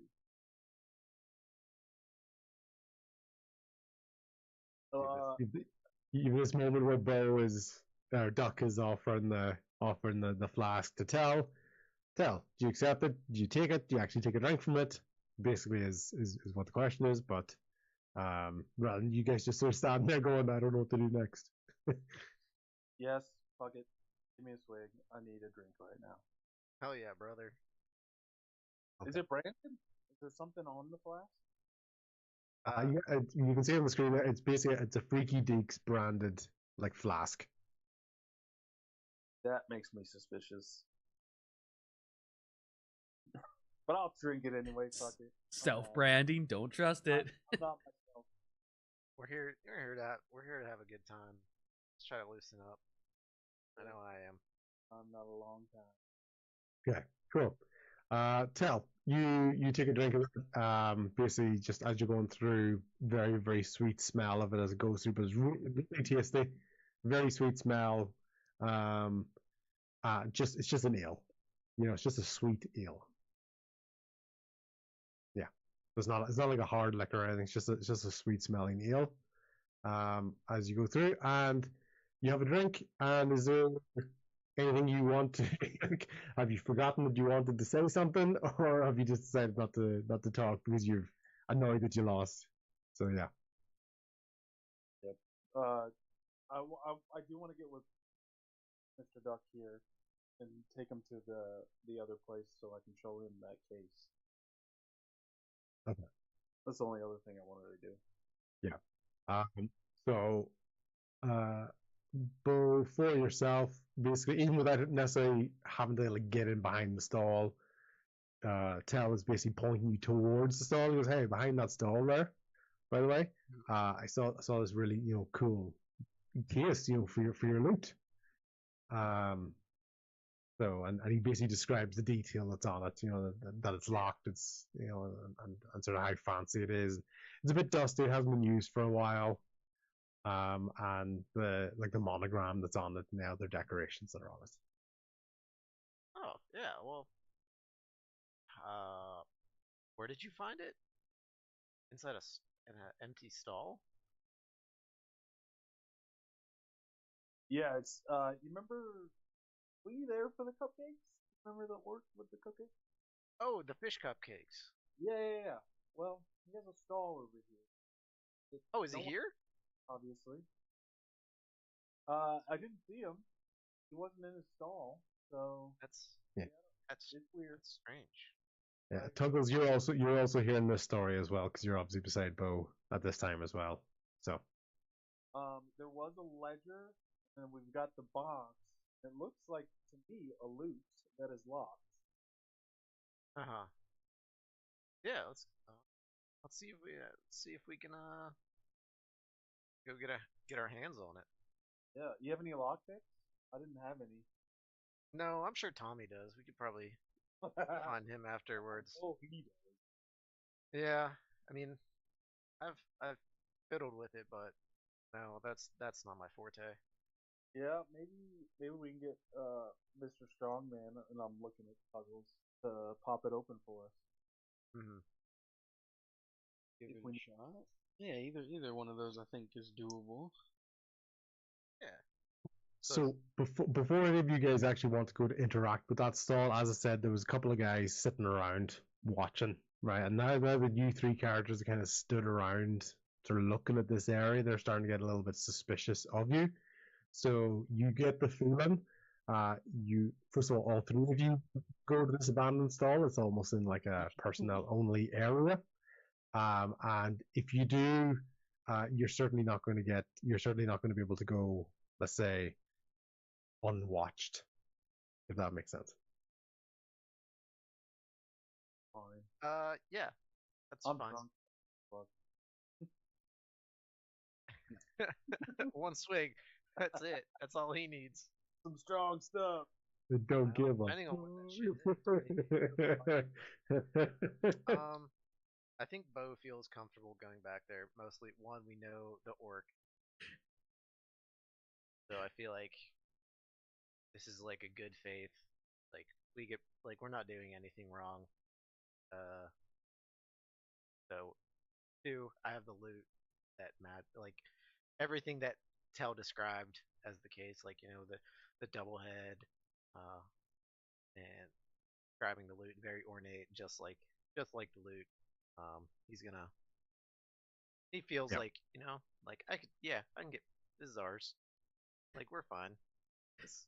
How are you going to get to the stall? Are you just going to walk up to the stall? You're going to like, are you going to try to sneak in? You're going to create a distraction? Because either way, if you walk up, you're going to have these two guys. Yeah, they're definitely side eyeing you guys. Yeah, no. I was gonna say that. Oh, was just gonna. What's that? We do notice it, or? No, he asked if you noticed it or not. I'll say you will because I've sort of brought it out because you can't get the idea. It's like, they're getting less. They're being less and less subtle about watching you guys. Put it that way, because you're standing there looking at it. Did you? You already came to the stall though, didn't you? Tell. All right, so kind of noticed that. I'm just like, all right, well, act like you belong, I guess. Good with that, Tuggles? Yeah, I'm good with that. All right. Yeah, I'd like to see my friend again, though. I wonder where he's gone. I don't know. We're gonna walk up to the. Yeah, I think we're gonna just. I'm gonna walk up to the stall as if I belong. Confident. Yeah, got Tuggles. We'll be fine. He's our bodyguard. I definitely am booking it straight for the 2 remaining cupcakes on the table. Nice. Okay, so it's a case of, so Tuggles is going straight for the cupcakes up at the front. And who's trying to get into the back? Is it Bo Antel, or is it just Bo? Who's trying to get in around the back of the stall? I'm gonna walk up to the front of it to see if I can just act, see if I can see signs of him. Red Hoof, wasn't that his name? The orc. Yeah, and because of the reminder, I put it on the I put it on the sign as well, just to make sure. Just yeah. So yeah. I'm gonna kind of yeah. Okay, cool. Can you give me a stealth check, please?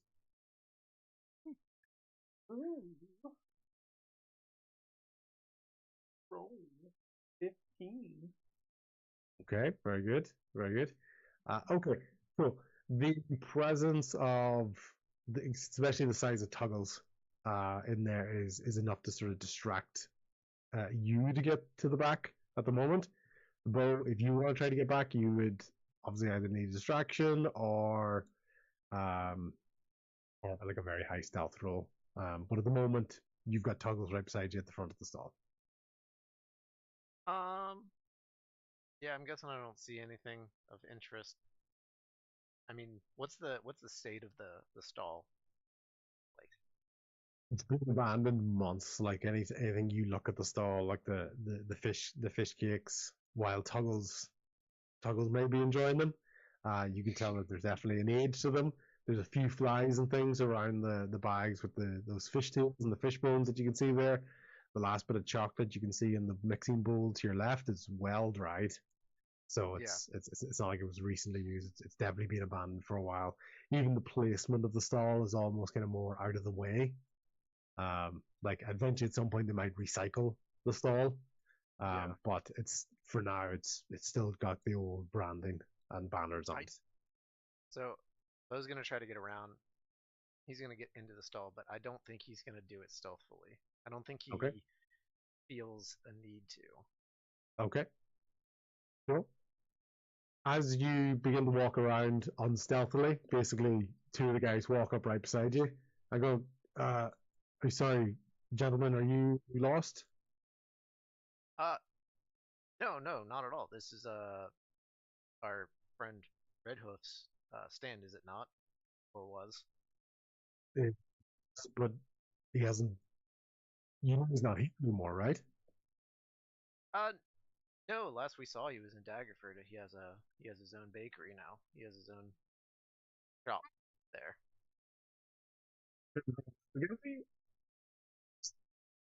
So you're cutting out. Yeah, you're cutting out. Yeah, the two guys were bantering. They're excited for him. They're like, "Wow, Red Hook's got a bakery going. That's incredible." Yeah, wow, Daggerford. Oh, wow.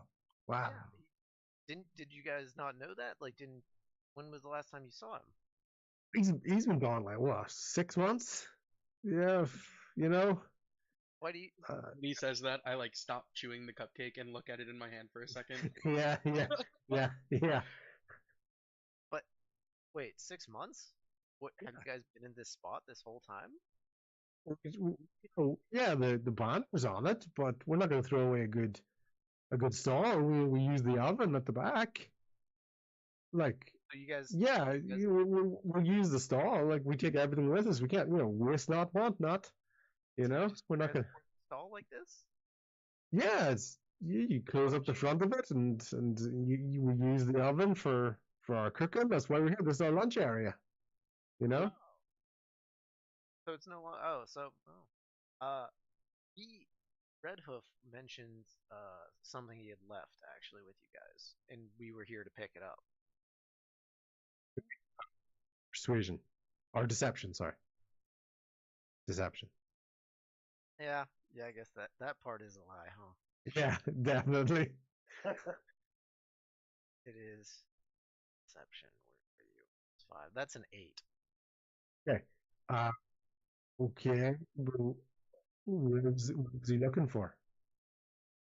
Well, whenever I met him, I have this loot here, and he says something like he went tearing back into his shop looking for it, he said, "Hold on, I have something."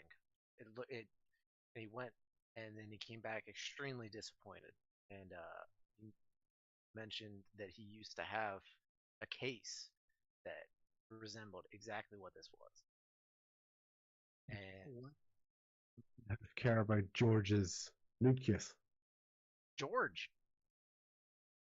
that's who I won the loot from. I beat him in George was also in Daggerford. Whenever we around the same time that we. It's a small world. It is, isn't it? I'm George. Wow. And George, yes.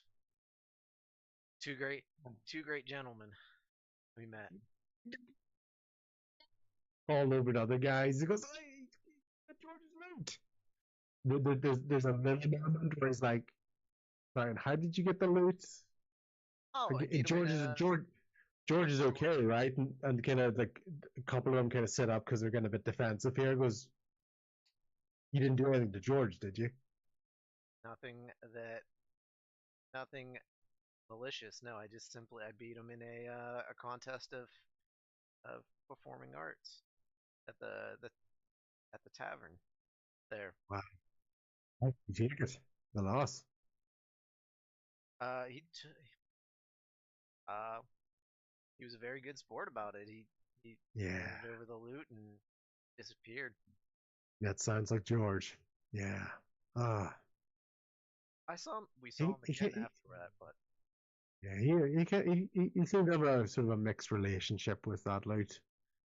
He would look after it, but the I fact that will he say that didn't bring the case of it, so yeah. it has been a trouble. It has been troublesome for me. I've tried to Oh. master it, but there's nothing. I don't know. It's something about this thing that's very random. That's what I'll say. Oh. Wow. Yeah. Strange stuff did kind of happen with George every so often during his performances, but I wasn't quite sure if that was just nerves getting the better of him or on stage, but right. Okay. Yeah, well, my friend Tell back there, he said he had stopped over here earlier and he wanted to bring me over to show me that Red Hoof was here, or his stand was, and I don't know. I was hoping that I could find his loot. Or the loot case. I did hope that you wouldn't mind if we go grab it. Yeah, well, How are we telling them so much information? I'm trying to hide back here. well, Tell pops up and scares the crap out of the other guy that's with her, but he goes, "Whoa! What? Yeah, Look up! I didn't know you were back there." But he does look at you, and you have told him about the loot, and he recognizes it, so you can see that, and he goes, "Yeah, it kind of makes sense for you to have this case because they're not using it anyway. It's just been kind of thrown back there." So he goes, "Okay, yeah." Persuasion's more my strong suit, so I'm trying to get truthfulness now. Yeah. So give us a persuasion roll. That was kind of what that was leading to. Persuasion roll because you want him to give you the loot. It's a good roll because you got a lot of stuff to kind of back it up with. It's not just anybody asking for it. That is a 13. 13. Okay. He goes, "I'll give it to you for 5 gold." 5 gold? You just said you weren't even using it. It's got sentimental value. Sentimental. It's George. George. Okay. Yeah. I mean, I don't want any trouble, and obviously this isn't a place for the public. We didn't realize that. So yeah, no problem. Five gold it is.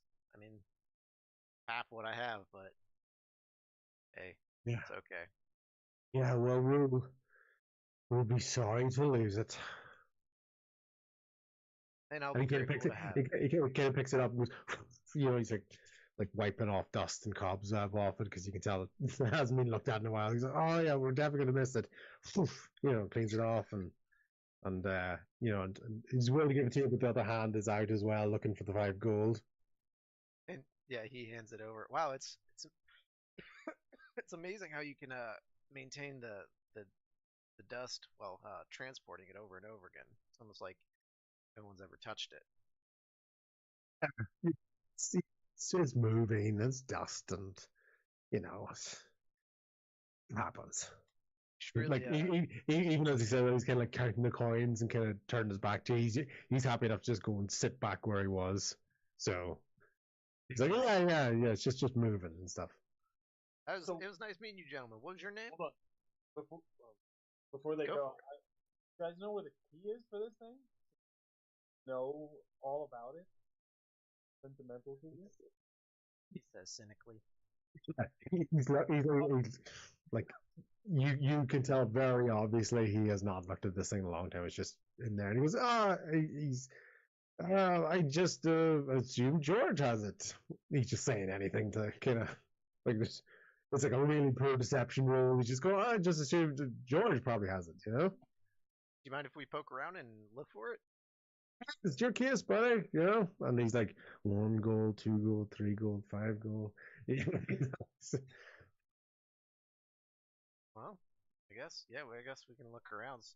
Sorry, I didn't mean to throw you under the bus or throw you, I guess, into the bus there, Tell, but you just gotta smile and wave. You know what I mean? Sometimes. Yep. Sometimes you gotta sneak in the shadows, too.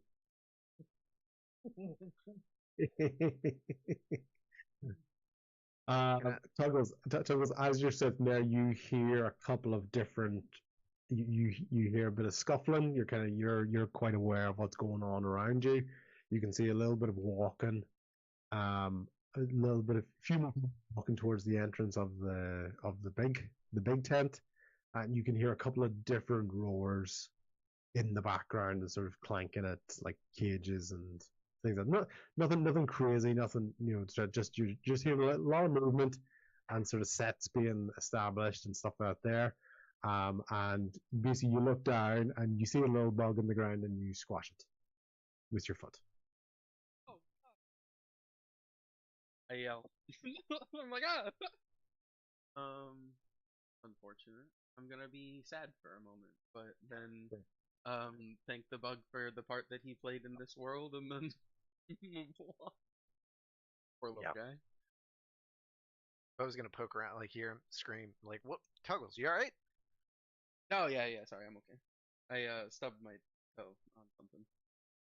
Oh, all right. Just making sure you're all right. That I don't want you getting all riled up. No, of course. You all know what happens when that happens.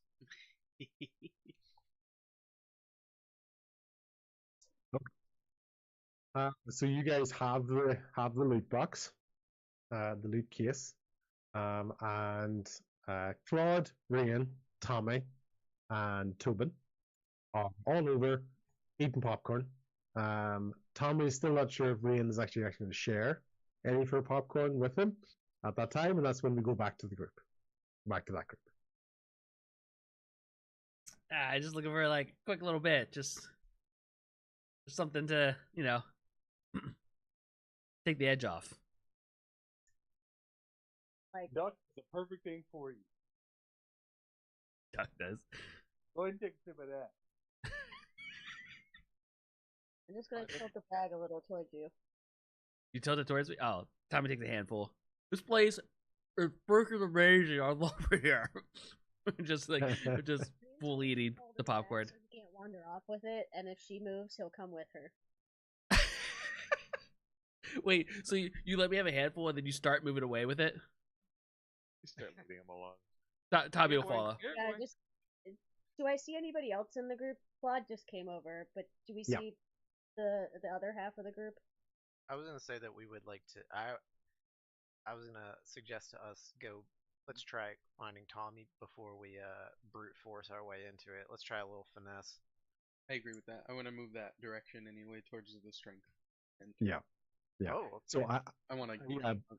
Oh, the strength one. Okay, very good. Okay, cool. Right. So we'll do that first. Talk about basically you rock up, and naturally the kind of sea of people depart. You know, they split, they part for you as you walk through, and you're walking up, and you've got the old strong man up at the thing. Where's that picture? Where is he? There he is.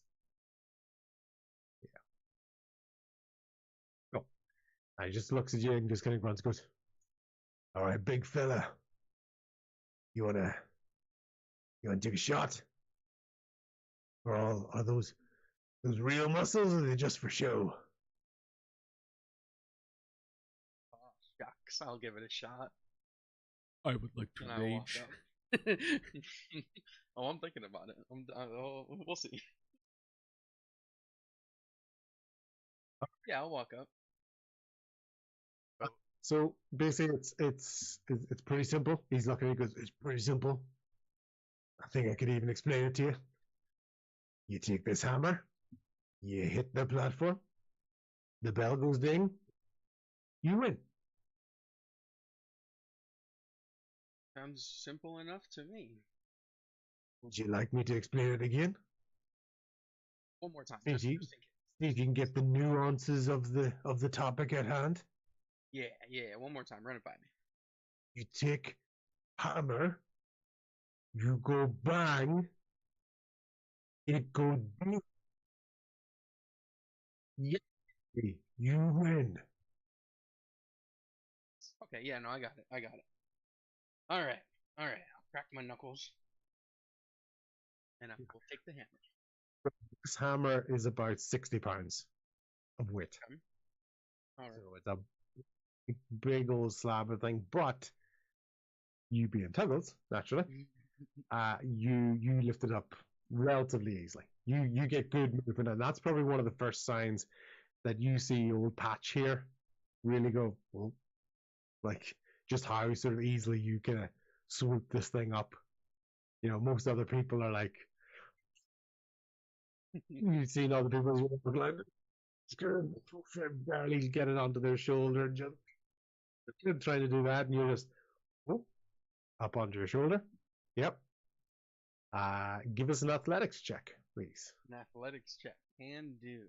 All right. Nice. That is. Hold on, let me make sure. I think I only get advantage if I'm raging, which I'm currently not. Yeah. Off. Normal roll. 24. Okay. You smash this, and it does go up, and you do actually break the bell. Right, you broke the mechanism. With that there, you've knocked the bell off the top. It was really quite tall. It flew up, it flung into this thing, and you could tell even this mechanism was a weighted mechanism as well. You know, so it was weighted against it, and you still just absolutely smashed this thing with the weight of the hammer, the force that you brought around, and you've knocked the bell clean off, hits the ground, and there's like a stunned silence of everybody in the crowd, even other stall owners to the side. I went, and they're looking at Patch. I'll turn around and look at him and say, "Did I do it right?" I was gonna follow up, sir. It looks like you are out of a job. I can respect that.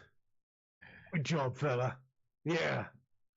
And basically, so he goes, "I got just the prize for you." And he goes over to the stall next door because he doesn't have prizes underneath his stall because no one wins his game. He goes over to the stall and "I'm going to give you this cute little kitty cat." And he basically tosses the toy into your chest. But that's kind of, but you can see when he's looking at you, there's like a little smirk. He's not trying to be antagonistic. He's more like kind of busting your chops sort of thing at this stage now because you've kind of got that respect. And he goes, you know what, you do earn this. And you see his bottle. He leans down and he goes, "My son was going to have this, but I think you've earned it." So you get another one of those branded Freaky Deeks flasks that you have with the drink in it. Hell yeah. Cool. He goes, yeah, just be careful, okay? Oh, I assure you, I will be super careful. Yeah. And as he goes over, he goes, probably the closest thing, he's looking at you, and he goes, and you just get this big arm, like, to your shoulder, just like, boom. Just like a man, like, yeah.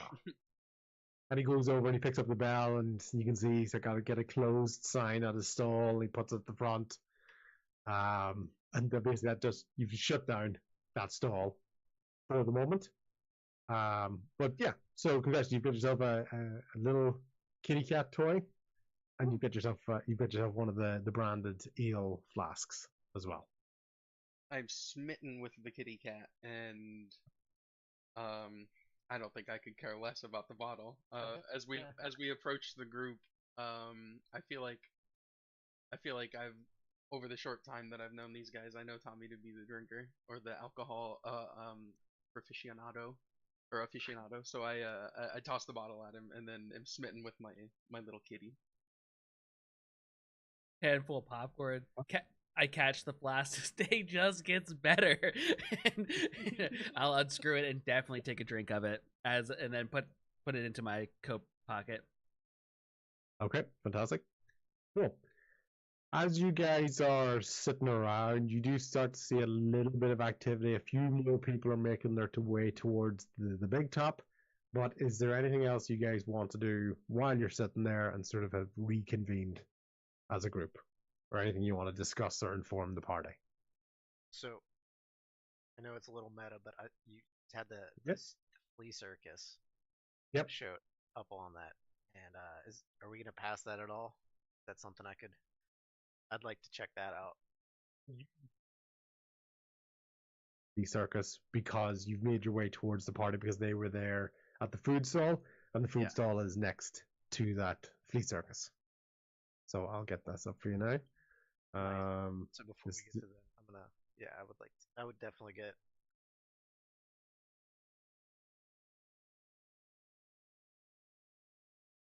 You can see the AI-ness of this images because the branding of this place is just very inconsistent. Like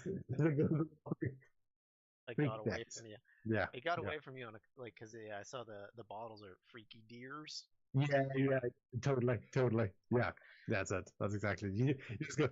You know what? I like 95% of the image, and after that, just let the guys. Yeah. Yeah. We will have perfection here. I wasn't gonna bring it up. You brought it up. That's exactly it. That's why I have think the people no at the shame circus to it. are just illiterate and can't So, yeah. That's it.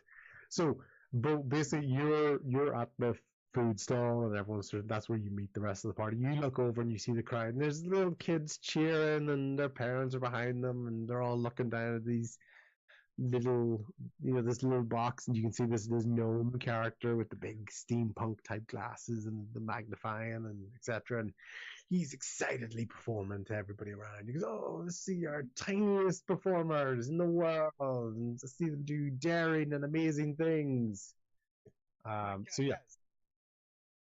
The flea circus. I've not seen one of those. We gotta check this out. He walks up to the professor. Well, yeah. So Professor Pico, and he's got a little scrawny voice with the gnome, and he goes, "Oh, sir, step right up. See our tiniest performers. Oh my gosh. Do amazing things." And you look down and you can see this glass box, and you see little contraptions in there like seesaws and swings and little boxes, and these things all seem to be moving around almost seemingly on their own. As you come up. Yeah, he's like, "Oh, can they? What kind of tricks do they do? How can you? What all can they do?" Oh, they're amazing. They can work together as a team, and they can do tasks, and they just love to be in the spotlight. Well, let's see what. Can you give me a show? Yeah, of course, Sonny.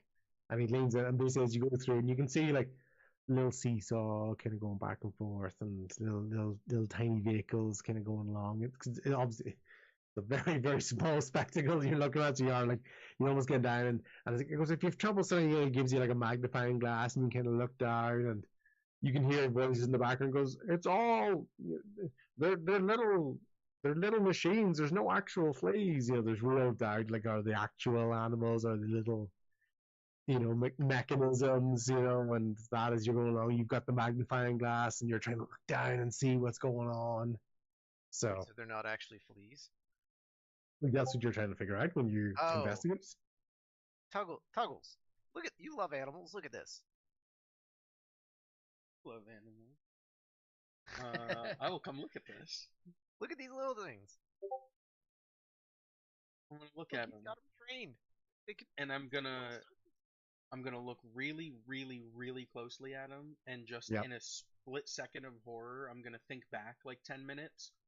Do these bugs look familiar at all? Oh no, I feel a little bit worse, but I don't think anything. Oh so no. So you didn't necessarily see it because obviously it was very, very small, right? You saw basically something move, right? And you kind of instinctively stepped, right? And based on as you now know, the feeling of it underneath your feet and the size that it was, you have a feeling that, this is probably one of the things you stepped on. And Professor Pico looks at him and goes, "What's wrong, Sonny?" Oh, nothing. Yeah, but look at the tricks, and you can see like a little rope, like a little tight rope along the thing, and it's kind of slightly swinging as it goes along. And there's a little seesaw. Oh, look at that! Isn't that amazing? Look at these little things. Amazing. That's awesome. Yeah. They got a circus at the circus. Yeah. They got a flea circus at the circus. Circusception. They're gonna need a kick to get back out. Yeah. Okay, and basically that's kind of, so you can see him. He's keeping you, enthralled with him. You're sort of watching along, and you can see little kids kind of piling around you guys because they want to see the fleas, and you can't see the fleas. As you two big guys are right at the thing, like head down and leaning over it. No one else can see what's going on. But Pico's not the one rushing you off. Like, he's just happy for anyone to be able to see his little friends. How do you kill them? How do you get them to do this? Just respond well to sweets, and sweet flavors and sweet smells. So a lot of times you can, kind of, dip the rope in a little bit of oil, and get them onto it, or the ends of the seesaw. So, so yeah. These can't be the same fleas that are around like our friend over there, Tobin. Right? Are these special fleas? Where do you get them? They're special. I've been working with them my entire life. This has been my act for my entire life. It's not big, and some of the other stalls here, do get, can sometimes get the bigger crowds, but I love the performance, and they can do so many amazing things. It's they're a little miracle. How do you keep them in that little kit? Like, do they not get away? Do you I try to keep the box repaired, and and they're not always the same fleas. There's kind of different like batches of them. Like anyone, you always kind of work them in shifts. So the other ones I keep stored over there. Oh well, that's amazing. But you're best attraction here yet. Well, thank you, sir. That is. I forgot the voice for a second. That was very kind of you, sir. Really appreciate that, and tell him Pico's always happy to put on a show.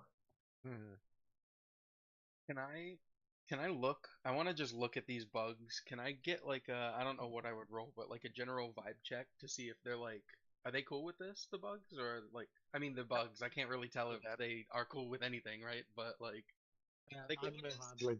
Animal handling would probably be the best thing that you would sort of do for that. You do that. That is a 7. 7. They are acting like every flea, and as far as you're concerned, this is perfect. As far as you're concerned, this is perfectly average flea behavior. Nice. Oh, these guys are loving it. Oh, the sugar. I'm sure Yep. they're happy with it. Yeah, and the sweetness, once again, your nose is sort of in here. This is the same sort of sweetness you've been picking up around the rest of the circus area. So yeah. Would we be able to have one? Would you sell them at all? Could we take one home with us? Could we make it our buddy? I have a little buddy flea. I'm very attached to them, and do you know how to take care of fleas? I mean, I have. They're quite easy to get. They're quite easy to step on because you can't really see them. Yeah, but I'm sure I could. You said they eat sweets, or they respond well to sweets. They do. They do. They also can bite. Are you? I've been bitten by worse. Uh, How much? What do you say? How's 2 gold pieces for a flea? And I look around for like a bottle or something or a jar to keep it in. John decide he's willing to sort of do that for you. You can't get the feeling that he loves performing. There isn't, the like kind of the little tip jar that he has off to the side. There isn't a lot of money in it, So it's very fun. He loves what he's doing, but he's not making a lot of money from it. So that's probably one of the only reasons he's sort of begrudgingly accepting an actual coin, because all the stalls are shops and games, and you pay for them.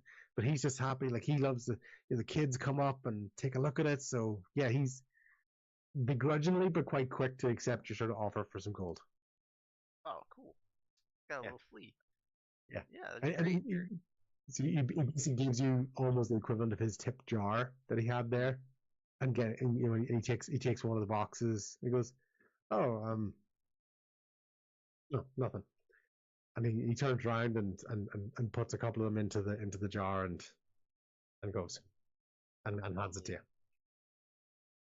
I take it. I take them and I give him my 2 gold, and I have 3 gold left. Love it.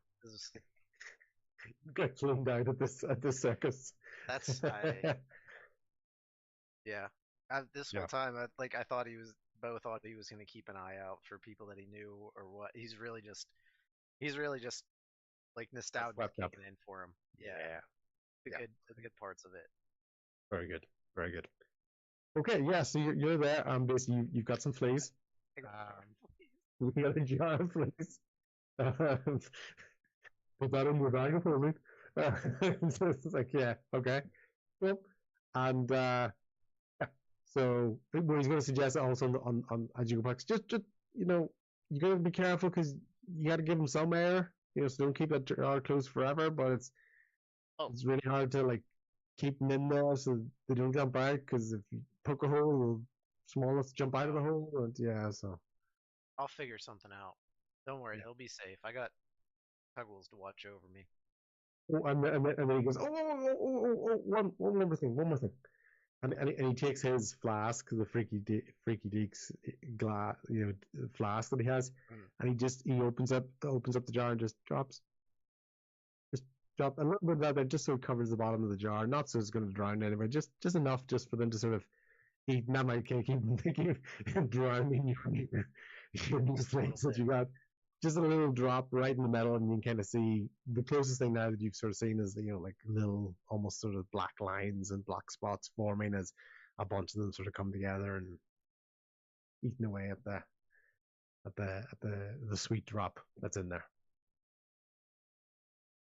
Jar of fleas that drink ale. Got it. What is that? What did you just pour in? What is that? I used to do that with honey, but I found that this new ale that we have is so much better. So much better. Keeps them active.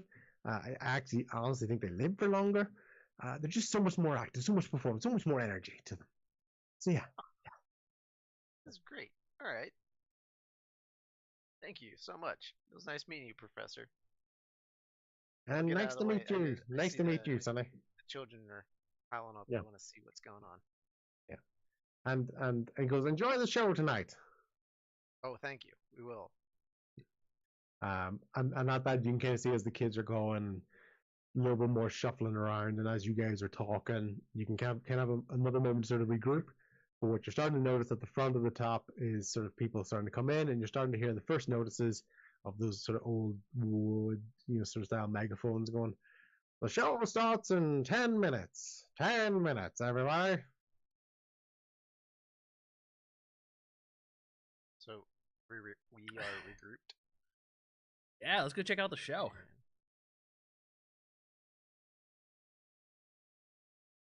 And Tommy will start walking towards the tent. Everybody's just watching Tommy will start walking towards the tent. Oh, Tommy has such a good pep in his step right now. It's a good day for Tommy.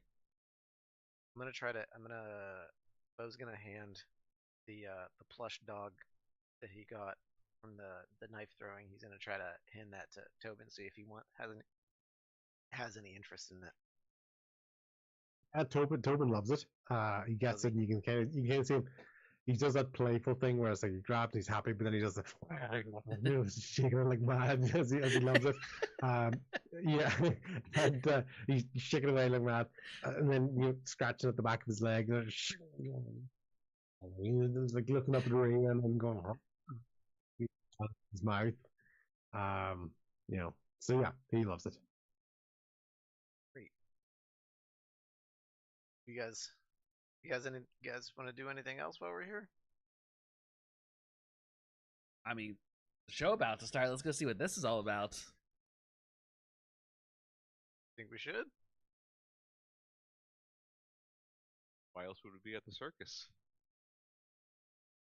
Well, you don't seem like you're having a good time. I'm keeping my distance from Duck because I saw him get those fleas, and as somebody who spent a lot of time on the road, I know I'm intimately familiar with fleas, and so I'm just like kind of unconsciously itching. Like you see, I'm just kind of scratching at nothing, but he's keeping his distance from Duck. Yeah. Okay. Yeah, I'm having a great time, but. Come on, Claude, lighten up. Just slaps him on the shoulder and starts walking towards the big tent. Out of curiosity, about how much time has passed since we got here? Maybe 5 minutes.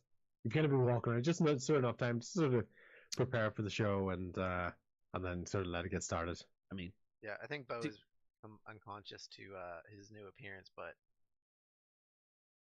yeah, let's say you're still in it at least for a little while. Anyway, so to keep the bit going, would you say that's a long rest or just just play? As we go into the tent, the big tent, I want to cast Divine Sense, just to make sure there's nothing fishy about this place. Yeah, so you do make your way, and you sense a lot of excitement and a lot of anticipation for the show. You don't sense anything along the line of sort of undead or sort of demonic, evil, fiendish is the correct word for that. Yeah. So basically, as you're walking in, you see like there's torchlight within this circus ring, and people are eagerly making their way in and taking a seat and anticipating. You can hear whispers of excitement of what might be happening as you go through the audience. And obviously there's no microphone system, but you do hear sort of a voice in the background, behind one of the bleachers, making the sound of for the show to come up. And as you're sitting there, basically you're starting to see different acts come back and forth across things. So it's almost like an opening number. And one of the first opening acts that you see is a trapeze flying through the air above you, back and forth and swinging from rope to rope. There's no safety net anywhere around this area, and just flying freely as they go along. Can everybody do either a medicine or an insight check for me, please? 13 insight. 20 insight, not natural. That would be an 8 insight.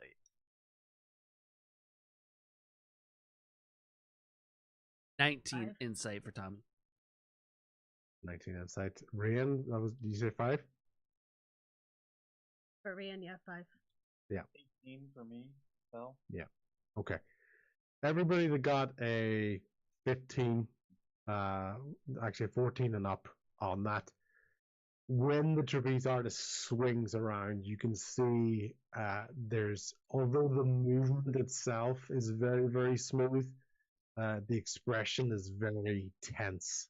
It's quite, there's a mask on, but you can see almost the whites of her eyes as you go along, and you can see sweat dripping off, just a little bit, nothing crazy, just so there's a real intensity and sharpness about this movement, despite how performative makes it look very smooth and very silky as you go along.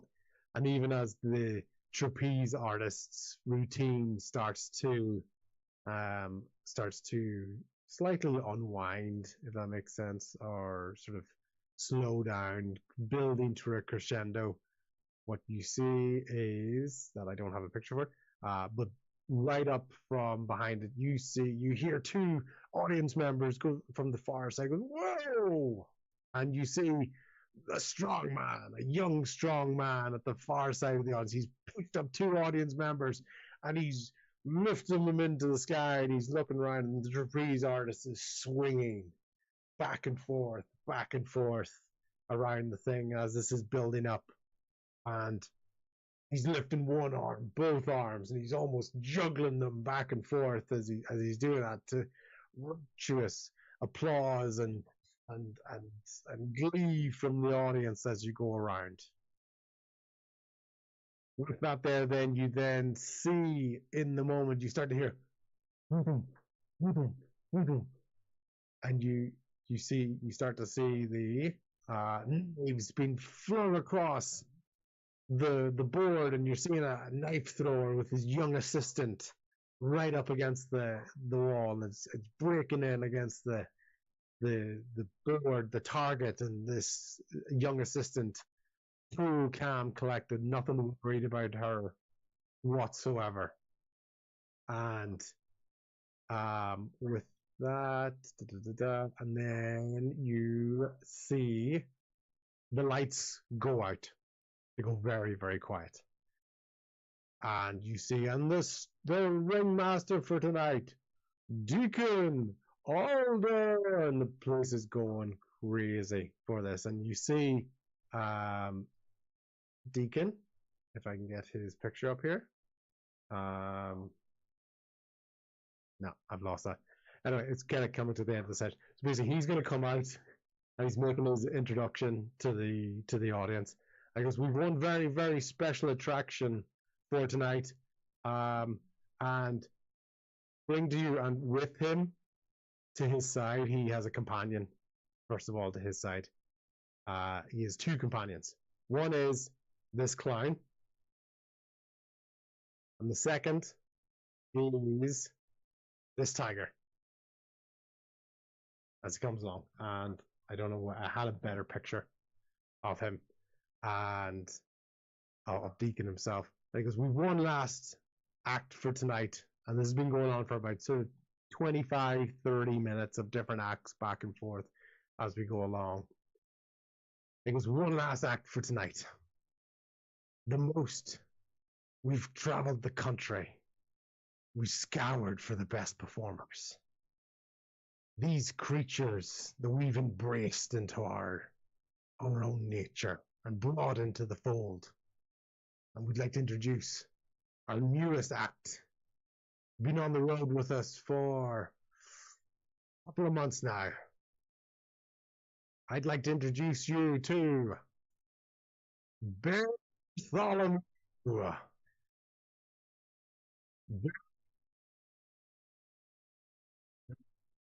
Giant black bear has been brought out on this leaf with this chain. It's got a very silly looking party hat on its head, and it's slightly agitated as going along. He goes, "We've been training him for months and months, ladies and gentlemen, and we wanted to show off his latest trick for tonight. So the last image I'm going to show everybody for today before we go is none other than Bartholomew's Brick for Tonight. And Bartholomew has to begrudgingly, and he's sort of shunted onto this little tiny bicycle. And he's roaring, and he's pedaling. And the crowd are going crazy. They're laughing. They're loving it. And as Bartholomew is coming around the ring circle, he stops for a moment. And Deacon goes, "Ladies and gentlemen, this is bound to be building up to a crescendo." And you can see he's kind of slightly fumbling his words here. He's not quite picking up on what's going on. And Bartholomew stops. And he goes, starts sniffing around the air. And he looks out into the audience. And he makes eye contact with somebody in the audience. And lets out a massive roar. And our last moment of today's session is somebody in the party speaking up to say, like to rage. Session today ends with Tuggles of all people standing up, looking at this bear and going, "I would like to rage." And we will see you for our next session. Yeah. Oh snap! Now he wants to rage. Uh-oh. We adopt the tiger. Yeah, can we add the tiger to the party? Add the bear. Just keep collecting. I'll be right back, everybody. Go for it.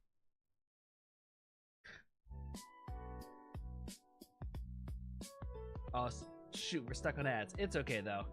Everyone knows what time it is since it's ending. So, thank you all for hanging out for another Saturday D&D session. I might throw another stream up later. I'm thinking about it. I'm thinking I want to get a couple things done, but keep an eye out for the socials, as always, or join the Discord. That's when you know exactly when I go live. Excuse me. But I hope you guys enjoyed the session. That was a fun one at the circus. Tommy had some good fun. If you're just getting back from the ads, why did the ads start again? I'm not sure. Anyway, I think my thing just might be broken. So, I appreciate y'all. I'll probably be back again. Keep an eye out for the socials. If I'm not, I'll be back my normal times next week. So, catch y'all later.